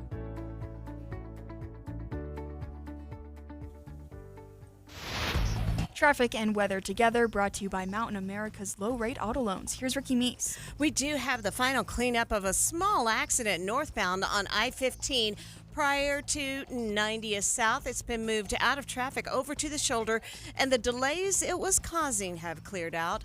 Also, the final cleanup of an accident in Taylorsville. It's at the on-ramp from 4700 South to southbound I-15 over to the right. Our 100th spring is right around the corner, and Murdoch Chevrolet can help you take those curves in style. Right now, receive 5.9% for 84 months on the new heavy-duty Silverados. Ricky Meese in the KSL Traffic Center. A high of 67 today with partly cloudy skies. Highs in the 70s begin tomorrow. We have a high of 79 forecasted on Wednesday that is expected to break a heat record. Right now it is 59 and partly cloudy. I'm Claire Scott from the KSL Common Spirit Health Studios. Listen online at kslnewsradio.com for Utah's news, traffic, and weather station.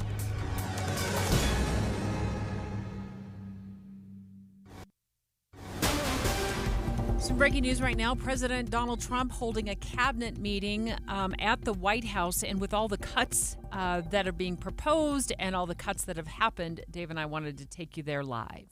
Aspects of the educational process, so and he's going to do a fantastic job of it, so thank you very much. Thank you, Mr. President. I'd just say that I'm very grateful to you and very grateful for the partnership with Doge and with Elon. We've identified extraordinary waste in my department and HHS. The expenditures, the budget of HHS during the Biden administration went up by 38%.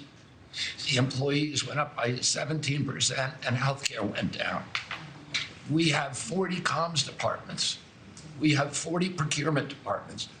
We have 40 IT departments, and we have 40 procurement, HR, none of them talking to each other.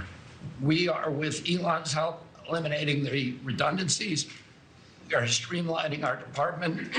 We're going to go back to providing gold standard science. We're going to get the money to the scientists and to the patients rather than to the administrators and to the bureaucrats. And we're going to restore gold standard science, and we're going to make America healthy again. Thank you very much. It's great. That's Robert F. Kennedy might, Jr., Madam Secretary of Health and Human Services. And how well we've done at the border. Sir, this last week I was in Christine Arizona, California, Alaska, and Florida, and CBP literally has almost 100% operational control of the border, which means that our country is secure and that we know who's coming into this country and that they love our country and they want to help keep it great into the future.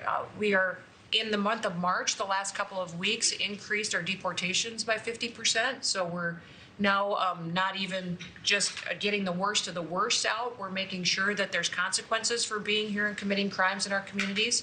And the numbers are continuing to escalate and to go up. Sir, this week I'm headed down to El Salvador. I'll be in the prison where we sent TDA members. I'll be meeting with the president and also Colombia and Mexico and talking about building these relationships so that we can continue to get people out of this country that don't belong here and take them home. And also, you had talked to me about sending the message worldwide about the fact that people shouldn't be coming to this country and they shouldn't be coming here illegally. So we are in several other countries around the world with a message right now that's saying, if you are thinking about coming to America illegally and coming here, don't do it. You are not welcome. We have a legal process to becoming a United States citizen, and there are consequences if you come here illegally, and America has changed because we're putting Americans first. So we've also, the Coast Guard has done phenomenal work. I don't know if you all have reported on it, but we have broken historic records in the amount of drug interdictions that they have brought in. We've repositioned the fleet to go after the fentanyl crisis and to go after the southern border and securing it, and they've done amazing work as far as that. We were down in Florida. They brought in $500 million worth of cocaine that they had done in 14 interdictions and had brought them in, going right directly after the cartels and doing great work there. And we have a cutter that we have sped up the process, sir, the icebreaker. That'll be hitting the waters here this summer, and we've got 2 more that will be coming. But, you know, Russia is using their cutters and icebreakers up in the Arctic to do surveillance on us, and we're going to reposition our fleet to continue to partner. I want to thank the Secretary of Defense and the Navy for all of their help and partnership too. We do operations together because their obvious Navy warships are in certain regions, but our cutters are faster and can work together in a partnership that's securing America. So, and we're going to eliminate FEMA. So we've got a lot to do, but it's all good, and we're working hard, and we're going to make sure that we're continuing to do exactly what you promised. That's great. Great job. Yesterday, there was a plaza that you know well. There'd be hundreds of thousands of people standing at that plaza, pouring into our country, totally unchecked. Many people from jails and prisons and mental institutions and gang members, and horrible. And they just pour into our country. Yesterday, I was speaking to somebody, I was checking on the border, and they said there was literally nobody in this massive plaza. You know, we're talking a plaza that would hold hundreds of thousands of people. There was literally nobody there. There was one person sweeping it, but there were no people. It's been amazing. It's been an amazing transformation very quickly. And we're getting the bad ones out first, and we're taking them out.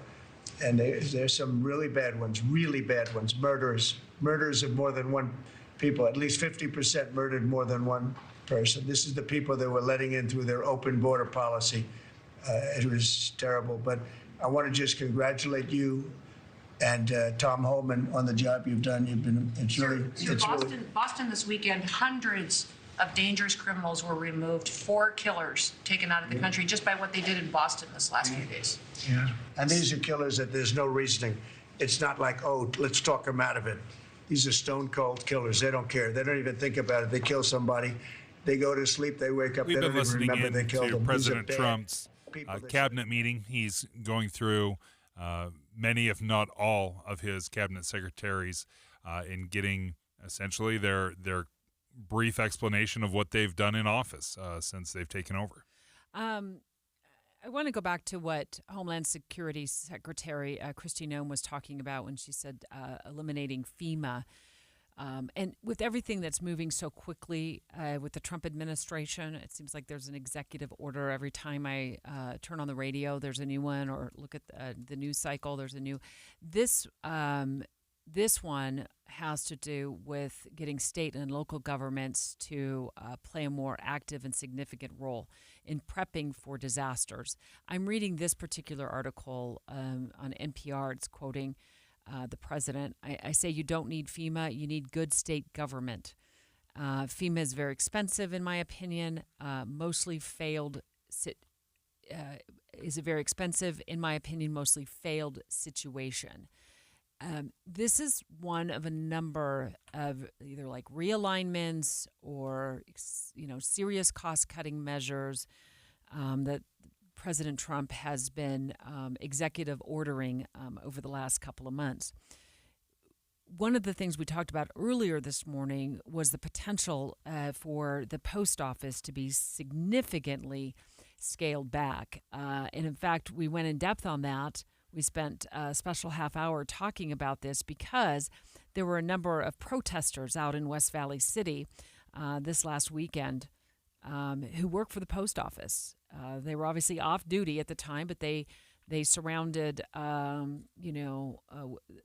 this area with signs protesting the potential for cuts because they're concerned about how this would impact particularly like rural residents who don't have access to like private facilities to drop off mail and packages, maybe like a UPS store or a FedEx. Yeah, and the question is whether or not FedEx, UPS, Amazon would fill that need if the U.S. Postal Service were to go away, because there are not just practical issues that we have to deal with, but when we send out our ballots to vote, we have to make sure that arrives to every single person. Is that going to be passed over to a private company? Is that going to be Amazon that is delivering your ballot? Those are questions that we probably need to examine.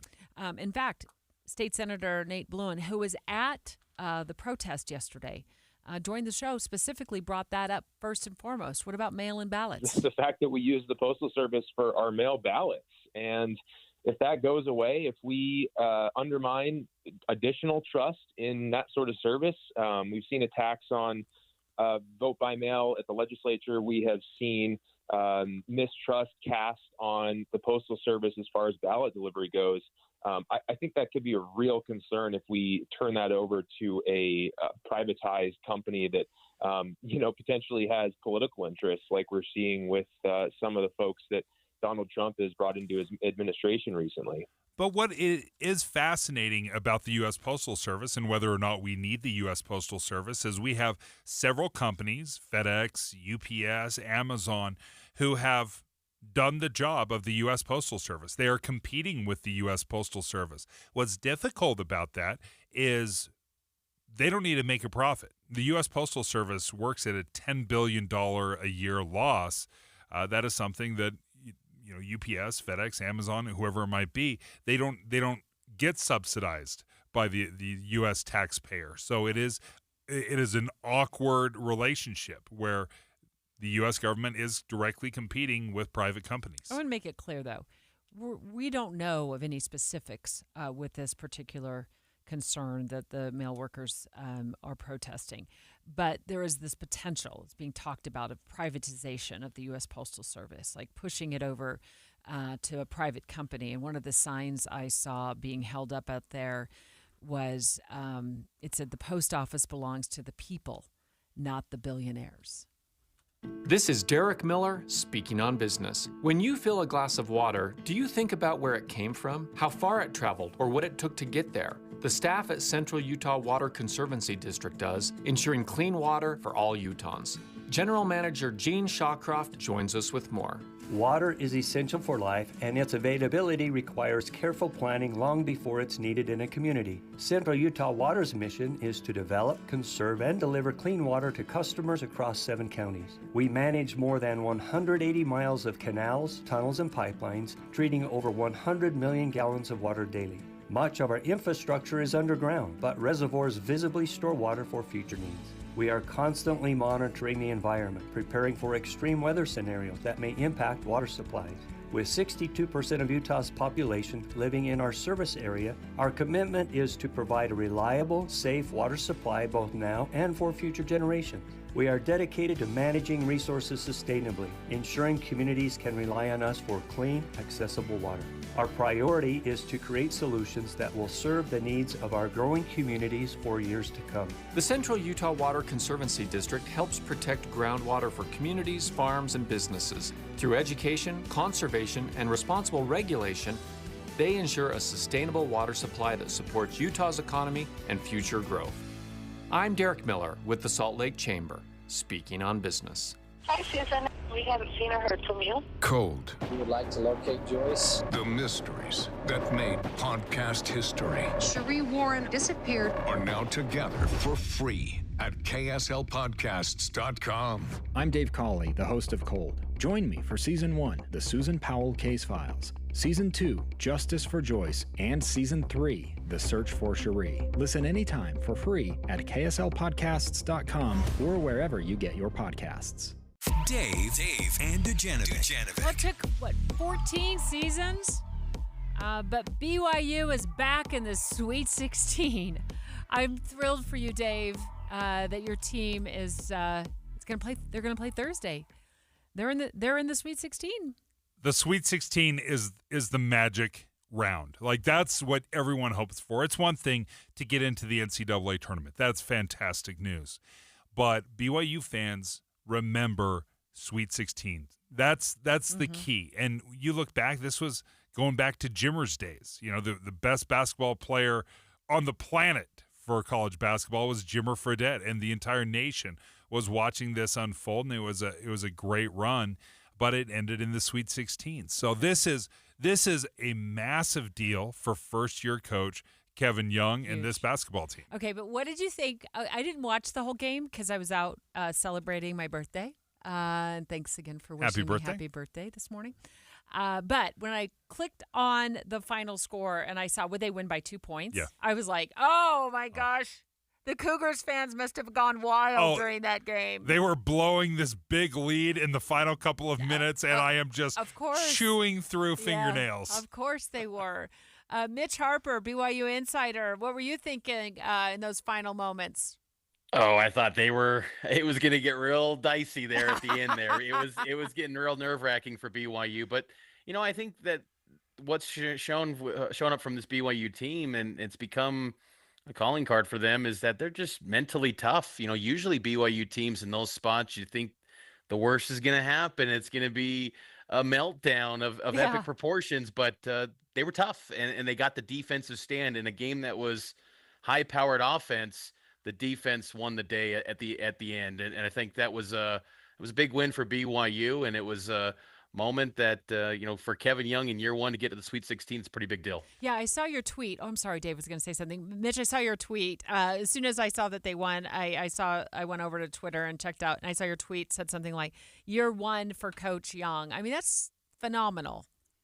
It is, and Dave was talking about Jimmer Fredette and being the player of the year, and kind of Jimmer mania swept America that time. Back in 2011, that was a culmination of BYU was building toward that. I think what's different this time is that this is the beginning. This is for a first-year coach in the college level, and you're already getting to heights that this program historically doesn't experience unless they have the best player in the country. That lets Cougar fans kind of feel like, man, what's the potential with this guy? And he's got the number one recruit in the country coming next year. These are good times for BYU basketball, and he's really reinventing what you can think is possible for BYU hoops. Part of what has changed in college basketball, Mitch, and this is what is just night and day difference between 2011 and today, is the transfer portal. When you go on a heater and you have a great run in the NCAA tournament, you're not just trying to pull in the best high school players for the next class. You may be drawing people who are stars at other schools around the country who might transfer to BYU and make an immediate impact. It's so true. And, the years of saying, for the first-time head coach, you'd say, give him some time, let it build up, let him, build some connections and relationships on the recruiting trail. That's no longer the thing. It's now about, do you have the money to be able to go get prospects? One, you got to be competitive in that space. And then two, do you have a track record that players say, I want to play for that guy? Kevin Young's got that by saying, I coached in the NBA for 2 decades in pro level. I've got guys like Kevin Durant, Chris Paul, Devin Booker, NBA All-Stars who will back me up and vouch for me. And guys want to be around that. So it's a little bit of proof of concept for to sell the recruits. And as Kevin Young has said, it's not hypothetical. He believes in the pitch that they have, and now they've got the on-court success to back it up as well. So transfer portal has really changed the game in college basketball. And you see this upcoming week in the Sweet 16, no mid-majors. The Cinderella stories that you typically see in this tournament, none of that this week. It's all power conference teams. Okay, so BYU insider Mitch Harper live on the line with us. If you were under a rock this weekend, or you were out of cell phone range and you didn't hear BYU Cougs made it to the Sweet 16, so that means they play on Thursday. They play Alabama, right? That's correct. Okay. Yes, it'll be 5:09 p.m. tip time, Mountain Time. Okay, so do you know, have we settled on what our coverage here at KSL News Radio looks like yet for Thursday, Mitch? Are we? Yes. Okay, we will get it. We will get it started from Newark, New Jersey at 3:00. I'll go on the air with some extended pregame, and then we'll get you ready for tip-off at 5:09. Mitch, what do we know about Alabama? One of the best offenses, if not the best offense in college basketball, highest scoring team in the country. They average 90 points per game. And, it's interesting. I brought up the recruiting piece. BYU and Alabama went toe-to-toe for the number one recruit, A.J. Dabansa, and BYU ultimately won that battle. Wow. So maybe a little bit of a revenge mindset, I guess, for the coaching staff of Alabama to get the upper hand on BYU this time. But they've got a lot of talent. This is the most talented team, at least next to Houston, that BYU will face this season. They had 6 players in their game yesterday that scored in double figures. High-powered group, but the thing is, BYU, they got a really good offense too. This could be a game that you see both teams reach 100 points. It could be that exciting offensively in this matchup. Well, I cannot wait to watch and to listen. Mitch, I was telling Dave on my way in, so I'm driving on I-15 this morning northbound, and I get to about 2100 South, and there's this bright red billboard on the west side of the freeway. And it's like, I can't really read the font because it's white font on red, and it's like 6:15 this morning, right? It's dark outside. But as I approach it, I keep kind of like giving it a little bit of a head check to see if I can see what it says. I don't know if you've seen these billboards. Maybe there's just the one out there. It said, Wisconsin making 91% more blue cheese today. Wow, that's really cool. I haven't seen that yet. Yeah, I was like, what do they mean? I was like, oh, Wisconsin making 91% more blue cheese today. Yeah, that was a big win over Wisconsin over the weekend. So congrats to the Cougs. I hope they keep going because I love it anytime any team in Utah does well, Mitch. It's a lot of fun, and I just think that, when it's new too. It's not that, this doesn't happen often for BYU, and these players are really excited too. I mean, after that game in the locker room, you could sense that they understood the lack of history that BYU has experienced in this tournament. So there's a little bit of a connection, even though that basketball these days feels so transactional and the money's in everyone's faces now. There's still that pride to, put something together as a team and go do something historic. And this group has the chance to do that. If they win, they could get to the Elite Eight for the first time since 1981. So it's been a long time for BYU. Led by Danny Ainge, 1981. Boy, there's the throwbacks. Oh, we got to do it. And Danny's been at the games, so it's been great to watch. Fun. Mitch Harper, thank you so much. Look forward to all of your coverage. No one does it better than Mitch. Yeah. Thanks. Good stuff, Mitch. Way to go. Way to go, Cougs. Mitch takes the microphone here. Thursday afternoon at 3 o'clock right here on KSL News Radio. Oh, it's so fun. It's so fun for the Cougs. And Dave, you were kind of down a negative rabbit hole early on in this tournament, but I think it's because you're that typical fan who knows if you cheer too loudly and you get too excited, you might jinx your team. I feel it is a direct correlation. The darker I am, the better the chance the Cougars have to win. Because anytime I'm happy and excited and optimistic, my heart gets ripped out. I've known you a long time now. We've worked together very closely for a number of years, and I would agree with you on that. Yeah. So stay negative, my friend. Stay negative, my friend. Okay, and go Cougs. Be advised, this is your opportunity to save up to 40 to 80% on a hot tub or swim spa. This weekend only, Friday through Sunday, Mountain America Expo Center, Sandy. Be advised, this is your opportunity to save up to 40 to 80% on a hot tub or swim spa. This weekend only, Friday through Sunday, Mountain America Expo Center, Sandy. 18-month interest-free financing. Our factories have demanded we sell 1,000 hot tubs and swim spas this weekend. Mountain America Expo Center, Sandy. Huge factory incentives, factory rebates, this weekend only. Mountain America Expo Center, Sandy. We can remove your old hot tub. Free delivery of your new hot tub. Hot tub starting at $2,999. Mountain America Expo Center, Sandy. Free delivery of your new hot tub. Just relax and enjoy. Mountain America Expo Center, Sandy. Friday, 2 p.m. to 8 p.m. Saturday, 10 a.m. to 8 p.m. Sunday, 10 a.m. to 6 p.m. Free admission, free parking, free delivery. Mountain America Expo Center, Sandy. Call 833-SPA-SALE or visit hottubandSwimSpaSale.com. Saving for retirement was tough enough for us. Yes, and navigating markets can be challenging at times. I understand. That's why at Fisher Investments, we take a disciplined approach with your investments. Tell us more about that. We take an active approach to money management, positioning your portfolio for opportunities we see ahead. So all your clients get the same portfolio? No. We tailor your portfolio to your individual goals and needs. What about communication? We don't like being left in the dark. We check in regularly to keep you informed on the markets and your portfolio. Which means you'll help us stay on track. Yes. Our goal is your comfortable retirement. And as a fiduciary, we always put your interest first, because we do better when you do better. At Fisher Investments, we're clearly different. Learn more at FisherInvestments.com. Investing in securities involves the risk of loss. Home sellers, do not lose money selling your home the old way. Make more money when you sell your home with a Bank Buster loan. This is Rod with the Save Right Realtor team at Realty Path. Average interest rates are in the mid to high sixes, but Save Right Realtors will market your home with a fixed rate as low as 4.75%. The ultra-low Bank Buster rate gives buyers monthly payments that are hundreds less than comparable homes. When your home is much more affordable, you get a larger pool of potential buyers who can buy your home. When buyers compare homes and see your home is hundreds less per month, you'll get a quicker offer and a higher sale price. Do not lose money selling your home the old way. Sell faster and make more money. Sell with SaveRight. Sell with the Bank Buster loan. Call 801-APPROVE or visit SaveRight.com. Pro Savings Days are back at Lowe's with limited time savings on the supplies pros need. Get up to 40% off select major appliances. Plus, save an additional $100 on every $1,000 you spend on select major appliances. And don't miss your chance to activate and earn 3 times the points on select DeWalt and Klein tools.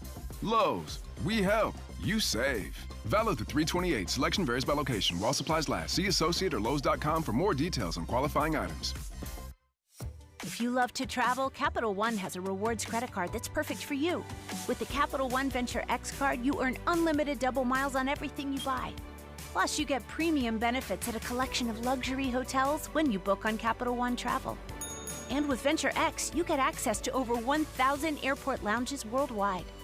Open up a world of travel possibilities with the Capital One Venture X card. What's in your wallet? Terms apply. Lounge access is subject to change. See CapitalOne.com for details. Question: what will you find on all over-the-counter or OTC medicine packages to help you choose the right drug and use it safely? The answer: the Drug Facts label. This label lists the medicine's active ingredients and purpose, how much to take, and warnings you should know before using it. Remember, even OTC medicines you buy without a prescription can cause side effects you don't want. So follow the information listed on the Drug Facts label. For more information, visit fda.gov/drug facts label. A message from the U.S. Food and Drug Administration.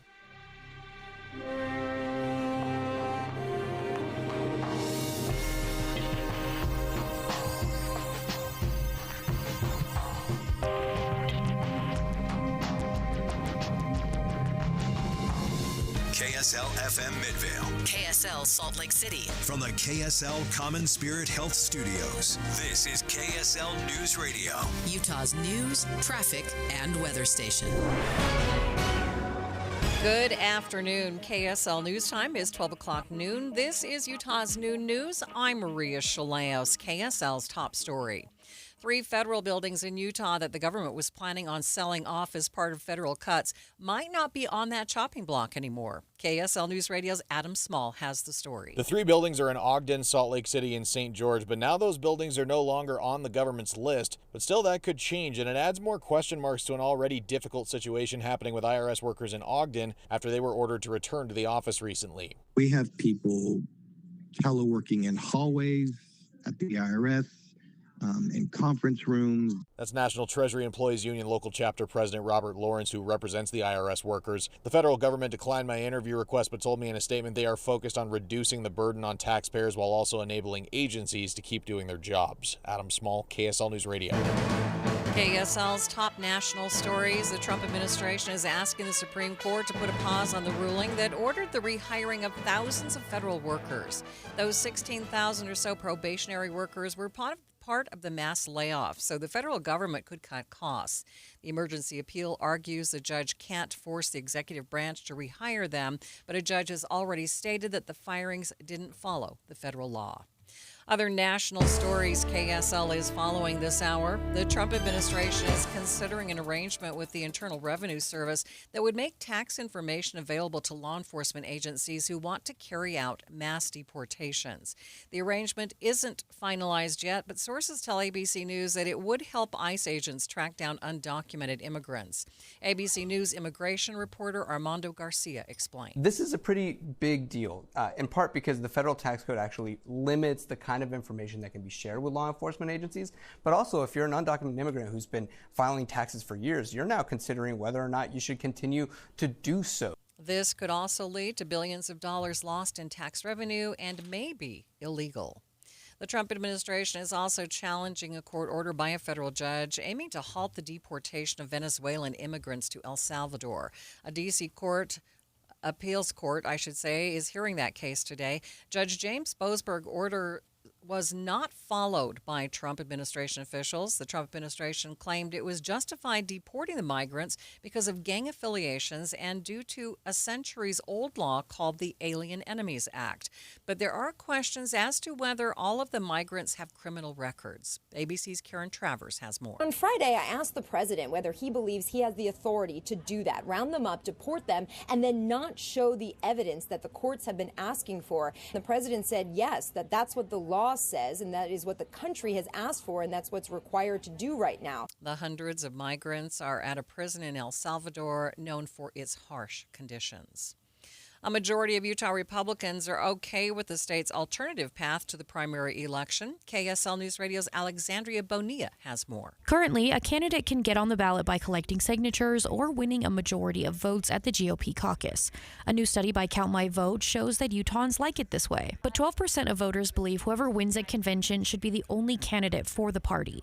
And another quarter say signature gathering should be the only way to get on the ballot. Former Utah Republican Party Chair Carson Jorgensen says Utah needs to pick one method because it's just not working anymore. Right now, it's the worst of both worlds, and what it needs to boil down to is it's just time they fix it once and for all and stop going back and forth. Jorgensen says having both makes it harder to campaign and fewer voters are doing their research. Alexandria Bonilla, KSL News Radio. Local lawmakers are weighing in on the possibility of privatizing the U.S. Postal Service. Utah Senator Nate Bluin tells David Dujanovic he's concerned about the trust surrounding mail-in ballots. I think that could be a real concern if we turn that over to a privatized company that potentially has political interests, like we're seeing with some of the folks that Donald Trump has brought into his administration recently. Bluin says many commercial delivery companies transfer their packages to USPS in rural areas. He's worried people who rely on the post office for Social Security checks and medications will suffer. Lawmakers, former colleagues are remembering former Utah Congresswoman Mia Love, who died yesterday at the age of 49 after a 3-year battle with brain cancer. KSL News Radio's Brianna Willis has more. Consistent across all posts are people remembering Love as one who served and left an inspiring legacy. Governor Spencer Cox posted on his personal account that he could always count on Mia as a true friend and, quote, her legacy of service inspired all who knew her. He says they mourn with the family and pray for them. Congressman Burgess Owens says she was a trailblazer, a faithful servant, a bright light, and a dear friend. He says while they will be mourning with her family and praying for them, they will also be remembering her commitment to public service, her historic contributions, and the countless lives she touched. Brianna Willis, KSL News Radio. For more on the legacy of Mia Love and the reaction to her passing, you can head to kslnewsradio.com. Utah Hockey Club owner Ryan Smith says he wants to see more ice rinks built around the state. He replied to a tweet about the lack of local rinks, saying this will be his summer project. He says he believes every municipality in Utah should have an ice rink. First Look Traffic. Good afternoon, Ricky. Good afternoon, Maria. We have a crash causing delays. It's now out of traffic on the shoulder southbound I-15 after Warm Springs Road, 2300 North. Ricky Meese in the KSL Traffic Center. KSL News Time, 12:05. Selling or buying a home, you're losing a lot of money if you're not using the Bank Buster loan. This is Rod with the Save Right Realtor team at Realty Path. Nothing compares to the Bank Buster loan. Home sellers, you get a quicker sale and a higher net price. How? The buyer of your home gets a rate as low as 4.75% with a payment that saves them hundreds every month. The ultra-low Bank Buster rate is not a seller concession that comes out of your pocket. It's all thanks to our affiliate lender, Save Right Mortgage, and their Bank Buster loan. Hire the Save Right Realtors when you sell or buy a home, and you automatically get a preferred lender and a Bank Buster loan. Buyers, you can start with a rate in the ones. Don't lose tens of thousands of your hard-earned money. Sell and buy your home with a Bank Buster loan. Call 801-APPROVE or visit SaveRight.com. Any Hour Services free furnace sale is going on right now. If you haven't scheduled your free estimate yet, do it now. Call Any Hour Services today or schedule online at anyhourservices.com. Thank you for joining us for Utah's Noon News. Recapping our top story, 3 federal buildings in Utah could have been sold off as part of federal cuts, but they may not be on the chopping block anymore. That includes one of the buildings used for IRS employees in Ogden. KSL News Time 12:07. We have a big warm-up starting today, and we might even set some new spring heat records. KSL meteorologist Kristen Van Dyke says it's going to almost feel hot with temperatures close to 80 degrees. This warm-up continues in a big way with record heat likely. Mid-70s on Tuesday, then upper 70s Wednesday with plenty of sunshine. Lows will stay in the middle and upper 40s. By Thursday, we start to see winds increasing, clouds increasing too, but we'll keep it warm. Highs in the upper 70s. But the extra warm temperatures go away just in time for the weekend with the rainstorm possible on Friday and a high in the 50s. Meanwhile, Utah snowplows are being outfitted with some new technology that will increase their efficiency. KSL News Radio's Alessandra Gurr reports. This year, the Utah Department of Transportation will be installing vehicle-to-everything technology in 100 of its snowplows, which Utah Transportation Technology engineer Blaine Leonard says can influence traffic signals. As it approaches an intersection, it requests a green light, and if the signal can supply a green light for them, it does, and they just keep driving and keep moving and paying attention to the lights. UDOT spokesperson Mitch Shaw says this will improve overall efficiency. If we can plow those higher capacity roads quicker, then the whole grid, the whole transportation system will be able to get to that quicker as well. About 2/3 of all Utah snowplows will have this technology by next winter. Alessandra Gurr, KSL News Radio. KSL Sports. BYU Cougars men's basketball team has made it to the Sweet 16. The Cougars led 3-seed Wisconsin the entire game, but it came down to a final shot where BYU's defense held strong. Trevin Gnelly talked about that final shot and those last 13 seconds of the game. Coach Young said he brought us all in the huddle, looked us all in the eye and said, we went through this at Arizona, we went through this at Iowa State, and he just said, I believe in this, I believe in you guys, and let's go out there and get a stop. And so when we have a belief like that, it really shows out on the court, and I feel like our chemistry, the belief, the faith that these guys have is something that really stands out, and I think that's what propels us in close games like this. Cougars now get to face number 2 seed Alabama Thursday night in New Jersey. Tip-off for Thursday's game against Alabama is a little after 5 p.m. You will hear every second right here on KSL News Radio. Traffic and weather together. It's brought to you by Mountain America's low-rate auto loans. What's happening on the roads, Ricky? We have an accident. Now move to the right shoulder, southbound I-15 after 2300 North Warm Springs Road. And it did cause a lot of delay while it was still stuck in traffic, backing drivers up to the north interchange. But with it being over to the shoulder, all lanes now open, those delays are starting to ease. Then on the west side of the valley, an accident northbound Bangerter Highway. It's been blocking right lanes of traffic. This is in the West Valley City area just before 4100 South, and that has also backed traffic past 4700 South.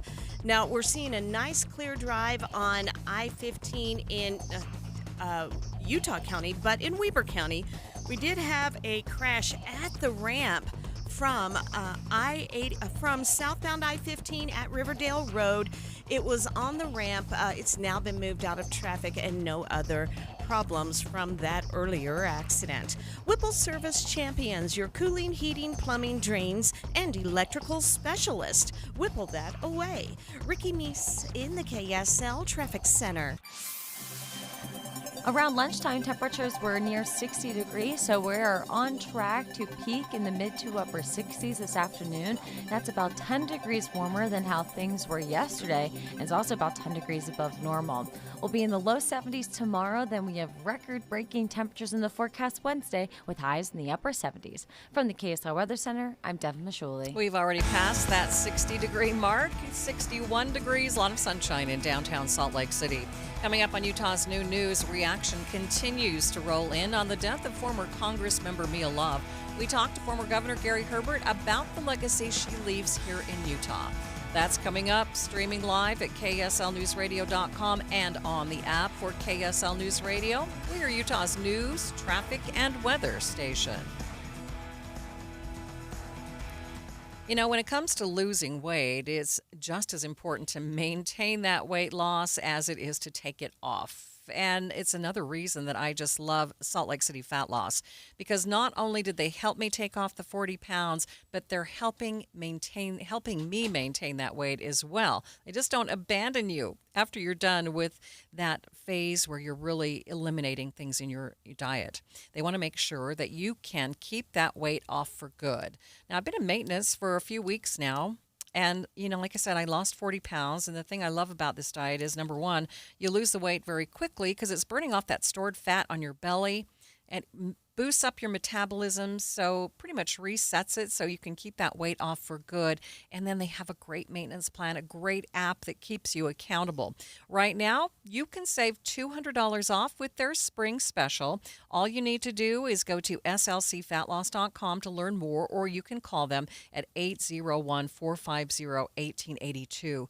Wouldn't it be great to lose up to a pound per day between now and summer? Just go to slcfatloss.com to learn more, slcfatloss.com. You wouldn't know it, but most financial advisors are put in a box. I'm Jeff Jr. from Trajan Wealth, and I want to provide you a little insight about financial advisors. Most financial advisors have to sell what their company requires them to sell, and many advisors have to only adhere to what's called a suitability standard. A suitability standard is a limited standard of care, not requiring what's sold to be best, just suitable. Advisors with this loose standard often have limited investment and product selection. Trajan Wealth is held to a fiduciary standard, which is the highest standard of care in the advisory business. And that's just one of the many reasons we have billions of dollars under our care and attract clients from other advisors. Raise your standards today and call Trajan Wealth. Call 801-899-7600. That's 801-899-7600. Advisory services offered through Trajan Wealth, LLC, an SEC-registered investment advisor. Healthcare with human kindness is here. It's at Common Spirit Health. Hospitals, clinics, and caregivers all connected to advance healthcare in Colorado, Kansas, and Utah. Together, we have a common purpose, partnering with you in health and healing using powerful medicine, powerful technology, and the greatest power of all, human kindness. You'll know it when you see it, because human kindness is in every care site and in every caregiver. Common Spirit Health. Hello, human kindness. Utah. Have you been to a Utah Hockey Club game at Delta Center? If not, you are missing out. The NHL's newest team is heating up in the push towards the playoffs, and the atmosphere inside Delta Center is electric. Find your seats at UtahHockeyClub.com or on SeatGeek, the official ticketing partner of the Utah Hockey Club. KSL News Time, 12:15. The three things you need to know this hour. First, 3 federal buildings here in Utah that were set to be sold off as part of federal budget cuts might not be on the chopping block after all. I'm KSL News Radio's Adam Small. Second, Ryan Smith from the Smith Entertainment Group says bringing an ice rink to every municipality in Utah could be his summer project. Third, traffic and weather together, Ricky. Crews are still working to clear this crash in West Valley, northbound Bangerter Highway prior to 4100 South. It's been blocking a right lane, backing traffic into Taylorsville. Ricky Meese in the KSL Traffic Center. The work week ahead is going to be mostly dry with lots of sunshine and temperatures gradually warming for the first half of the week. I'm Devin Mashuli. A lot of sunshine in downtown Salt Lake City right now, 61 degrees. Time for KSL's top national stories. From ABC News, I'm Michelle Franzen. A hearing taking place today as the Trump administration appeals a federal judge's temporary block on deportations under the use of the Alien Enemies Act to deport alleged gang members. President Trump continuing criticism of the judge who reaffirmed his decision today. In this latest order, Judge James Boasberg says the president's use of the Alien Enemies Act is unprecedented, outside what he calls a typical wartime context. The judge says anyone subject to the presidential proclamation needs to be given the chance to challenge the government's assertions that they're members of Tren de Aragua. This afternoon, an appeals court above Boasberg will hear arguments as the Trump administration pushes to lift the judge's temporary restraining order, which for now blocks further deportations of Venezuelans under the 1798 law. ABC's Stephen Portnoy. Delegations from both the U.S. and Russia holding talks today in Saudi Arabia, trying to finalize a deal for a ceasefire between Russia and Ukraine. The two sides discussing some areas where fighting can stop, with Russia claiming it's open to a ceasefire in the Black Sea, but Russia has been striking Ukraine as those talks are going on. In Texas, a family speaking out after one of their children died of measles recently due to an outbreak in the state, saying they would not change their decision of not vaccinating their kids. The head of Health and Human Services, who's been one of the nation's leading voices against childhood vaccinations, now speaking out against recent actions of a group he founded. In 2007, Robert F. Kennedy Jr. founded the Children's Health Defense, a nonprofit group vocally opposed to vaccines. But the group apparently went rogue recently, putting up a webpage that mimicked the CDC informational site, except that the CHD version suggested that the measles vaccine causes autism. RFK Jr. himself ordered the group he founded to take the page down, according to the New York Times. On Wall Street, stocks getting a bump today amid a softening in the trade war. You're listening to ABC News. Time now for the KSL In-Depth. Former Utah Congresswoman Mia Love has passed away following a 3-year battle with brain cancer. Her family says they were by her side as she passed away peacefully in her home yesterday. Joining me now live to talk about her legacy here in Utah is former Utah Governor Gary Herbert. Governor Herbert, thanks for being with me. Honored to be here, Maria, to talk about my good friend Mia Love. So start out. Tell us what you will remember most about Mia Love. You know, she's just a sparkly character. She was very enthusiastic about everything. I first met her when she was running for the mayor of Saratoga Springs, and a city that I helped to create when I was a Utah County Commissioner. And some tough times. They had mudslides. I mean, basements were being filled up 8 feet full of mud. And she was out there making everybody smile and feel good and helping them dig out of a calamity there. But that was Mia. She was always trying to lift people up, lift up their spirits. She was very enthusiastic about the American dream and very positive about everything that she did. And she's just left us way too soon at age 49, and we're going to miss her a lot. She was an incredible trailblazer here in Utah. What you mentioned her energy, but what was it about her charisma that made her so special that she could do some of the things that she did? Well, she would talk, you know, kind of self-deprecating about I'm a drama queen. She studied theater and music in college, and she was very good. She's a wonderful singer and a great dancer. I mean, she had a lot of talent, and I think that was just part of her character. She was kind of, I'm going to sing you a song. I'm going to make you get enthused about whatever we're talking about. She was a champion for the American dream.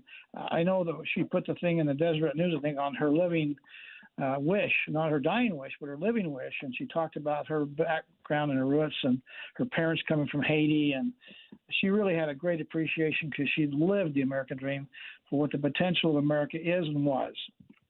Governor. So she's a good mentor. I mean, I don't know of anybody who didn't like her. You may not agree with her policy on issues that come and go, but I don't know of anybody I've ever met that did not like Mia Love. Governor Herbert, appreciate your time. Thank you so much for being with me. Oh, good to talk to you, Mia. Mia. Maria. No worries. Thanks for talking to me today. And that is former Utah Governor Gary Herbert talking about the life of Mia Love. Traffic and weather together. It's brought to you by Mountain America's low-rate auto loans. Ricky? A new accident. This time it's in Sandy. It's a little one. It's on the exit ramp from southbound I-15 at 106 South and out of traffic on the shoulder. Now, we've had an accident reported in West Valley at 40th South, 3500 West, blocking an eastbound right lane of traffic. Not been able to see it in the cameras, and I don't think it's causing much delay. Where we're having delays, that's northbound Bangerter Highway with an accident also in West Valley just before 4100 South. It had been blocking a right lane. Looks like it still could be doing that. And that is backing traffic past 4700 South. So you need to tack on an extra 5 to 10 minutes minimum to get through those delays. Advanced Window Products, $2,500 off 10 windows or more. AdvancedWindows.com. Affordable windows guaranteed. Ricky Meese in the KSL Traffic Center. If you've been waiting for a dramatic warm-up, well, you're certainly going to get it this week.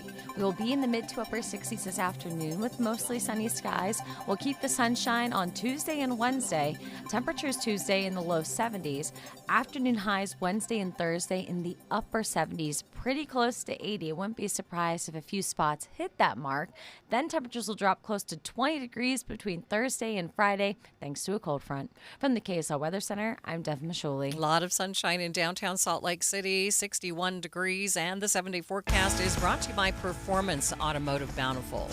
Quick check of the markets at this hour. We are seeing some great numbers. The Dow right now up by more than 400 points. All the indices up by, oh my goodness, NASDAQ up by nearly 2%. Complete update of your money news coming up next.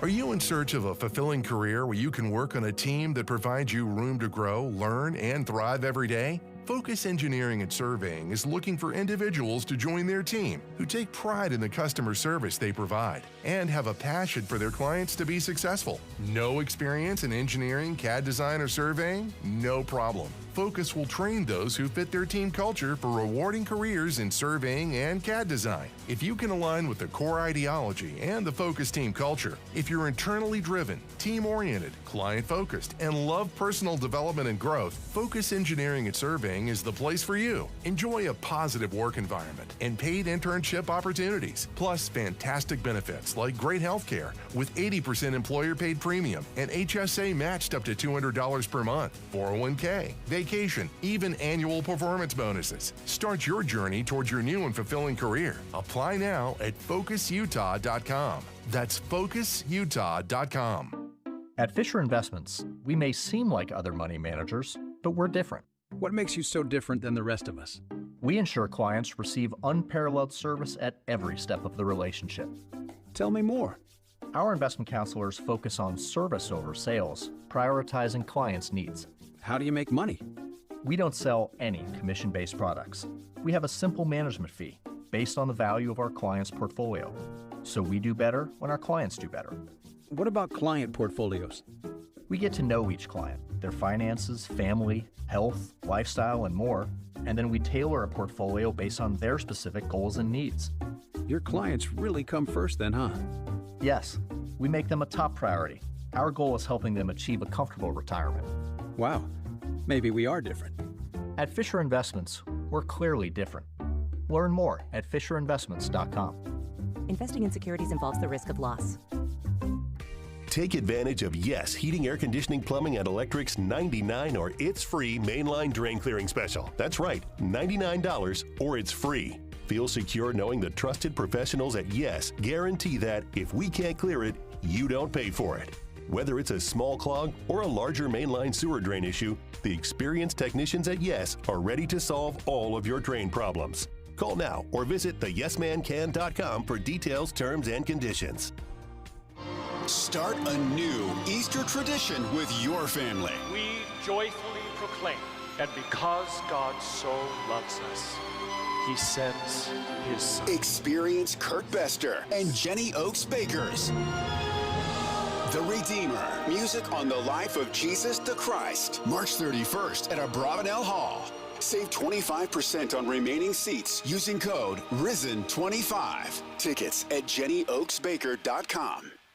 KSL News Time 1225. A search for a woman and her dog who fell into a river in Washington State has turned into a recovery mission for that woman. A 28-year-old woman was with her girlfriend and two dogs walking in the rain along the Carbon River when she lost her footing and fell in. One of the dogs went in with her but was recovered downriver. The Pierce County Sheriff's Office says conditions have been tough. That river is very dangerous right now. While the dog was rescued, there have been no signs of the woman. Efforts are now a recovery mission. Alex Stone, ABC News.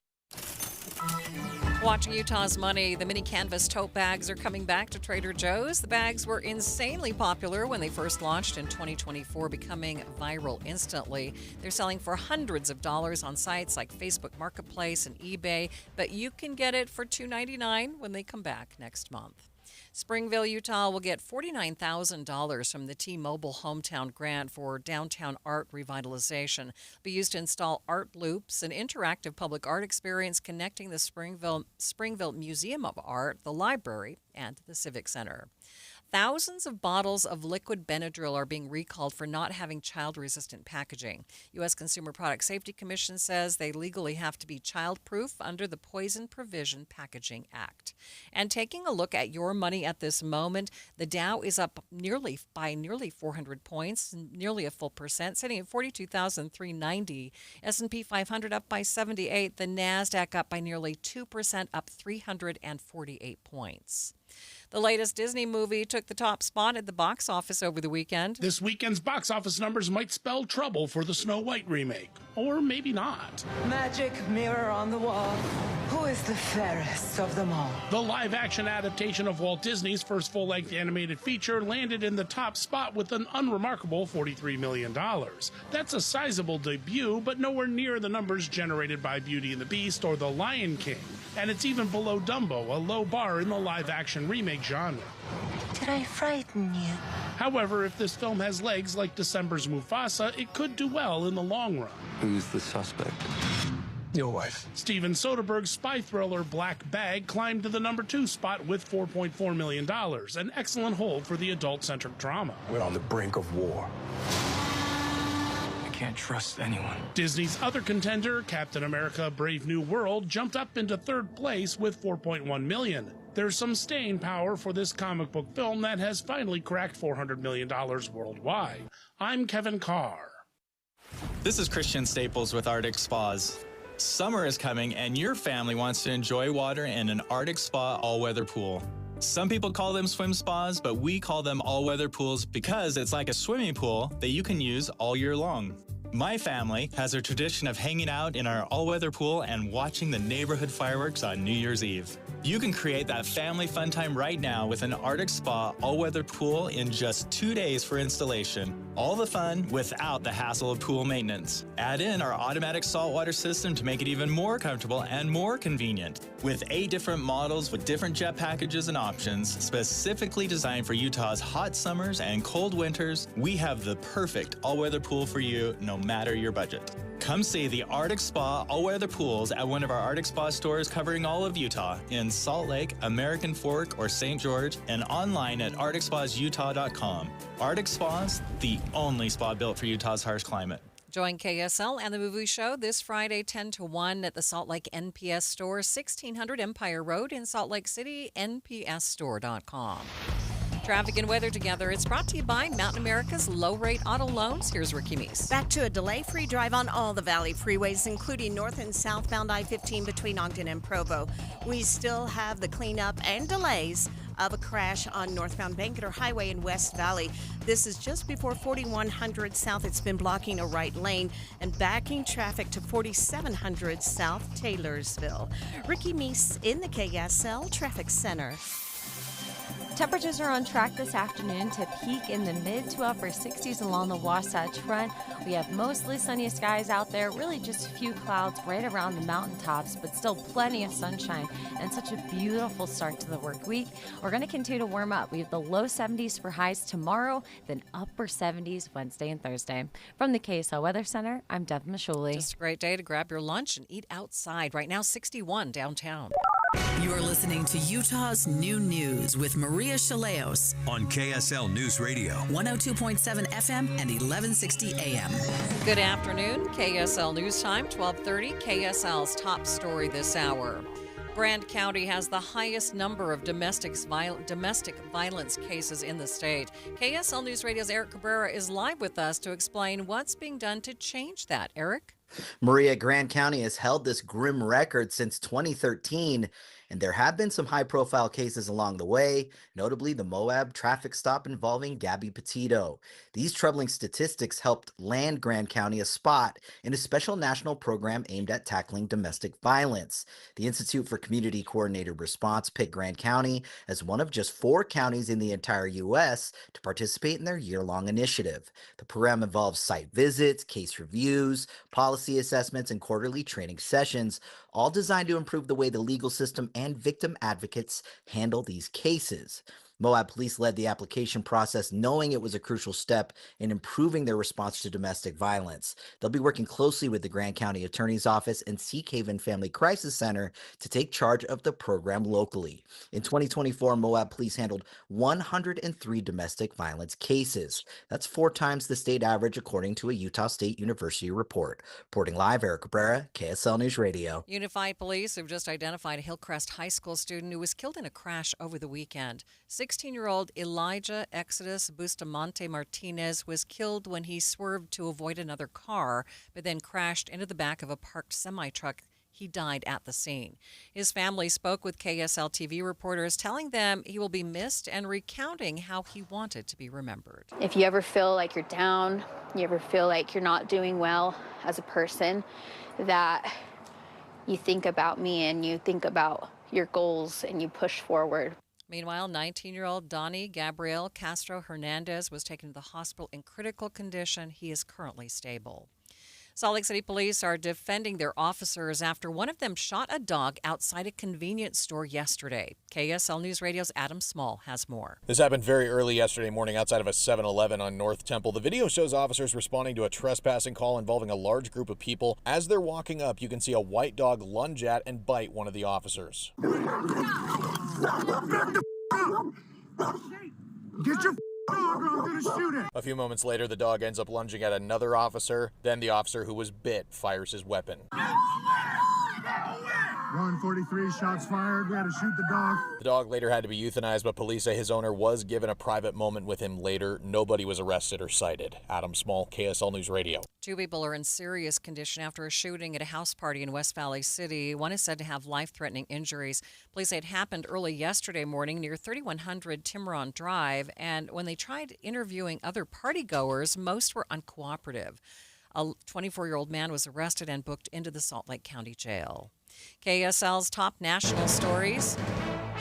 Delegations from the U.S. and Russia are meeting in Saudi Arabia this week to discuss an end to the war in Ukraine. Two sides are discussing some of the finer points of where fighting can stop, with Russia claiming it's open to ceasing operations in the Black Sea.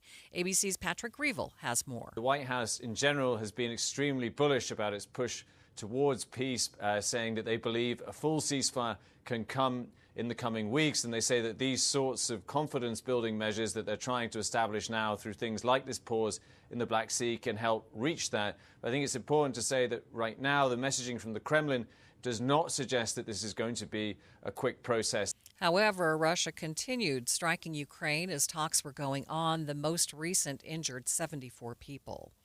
President Trump said today that he would be placing a 25% tariff on all imports from any country that buys oil or gas from Venezuela.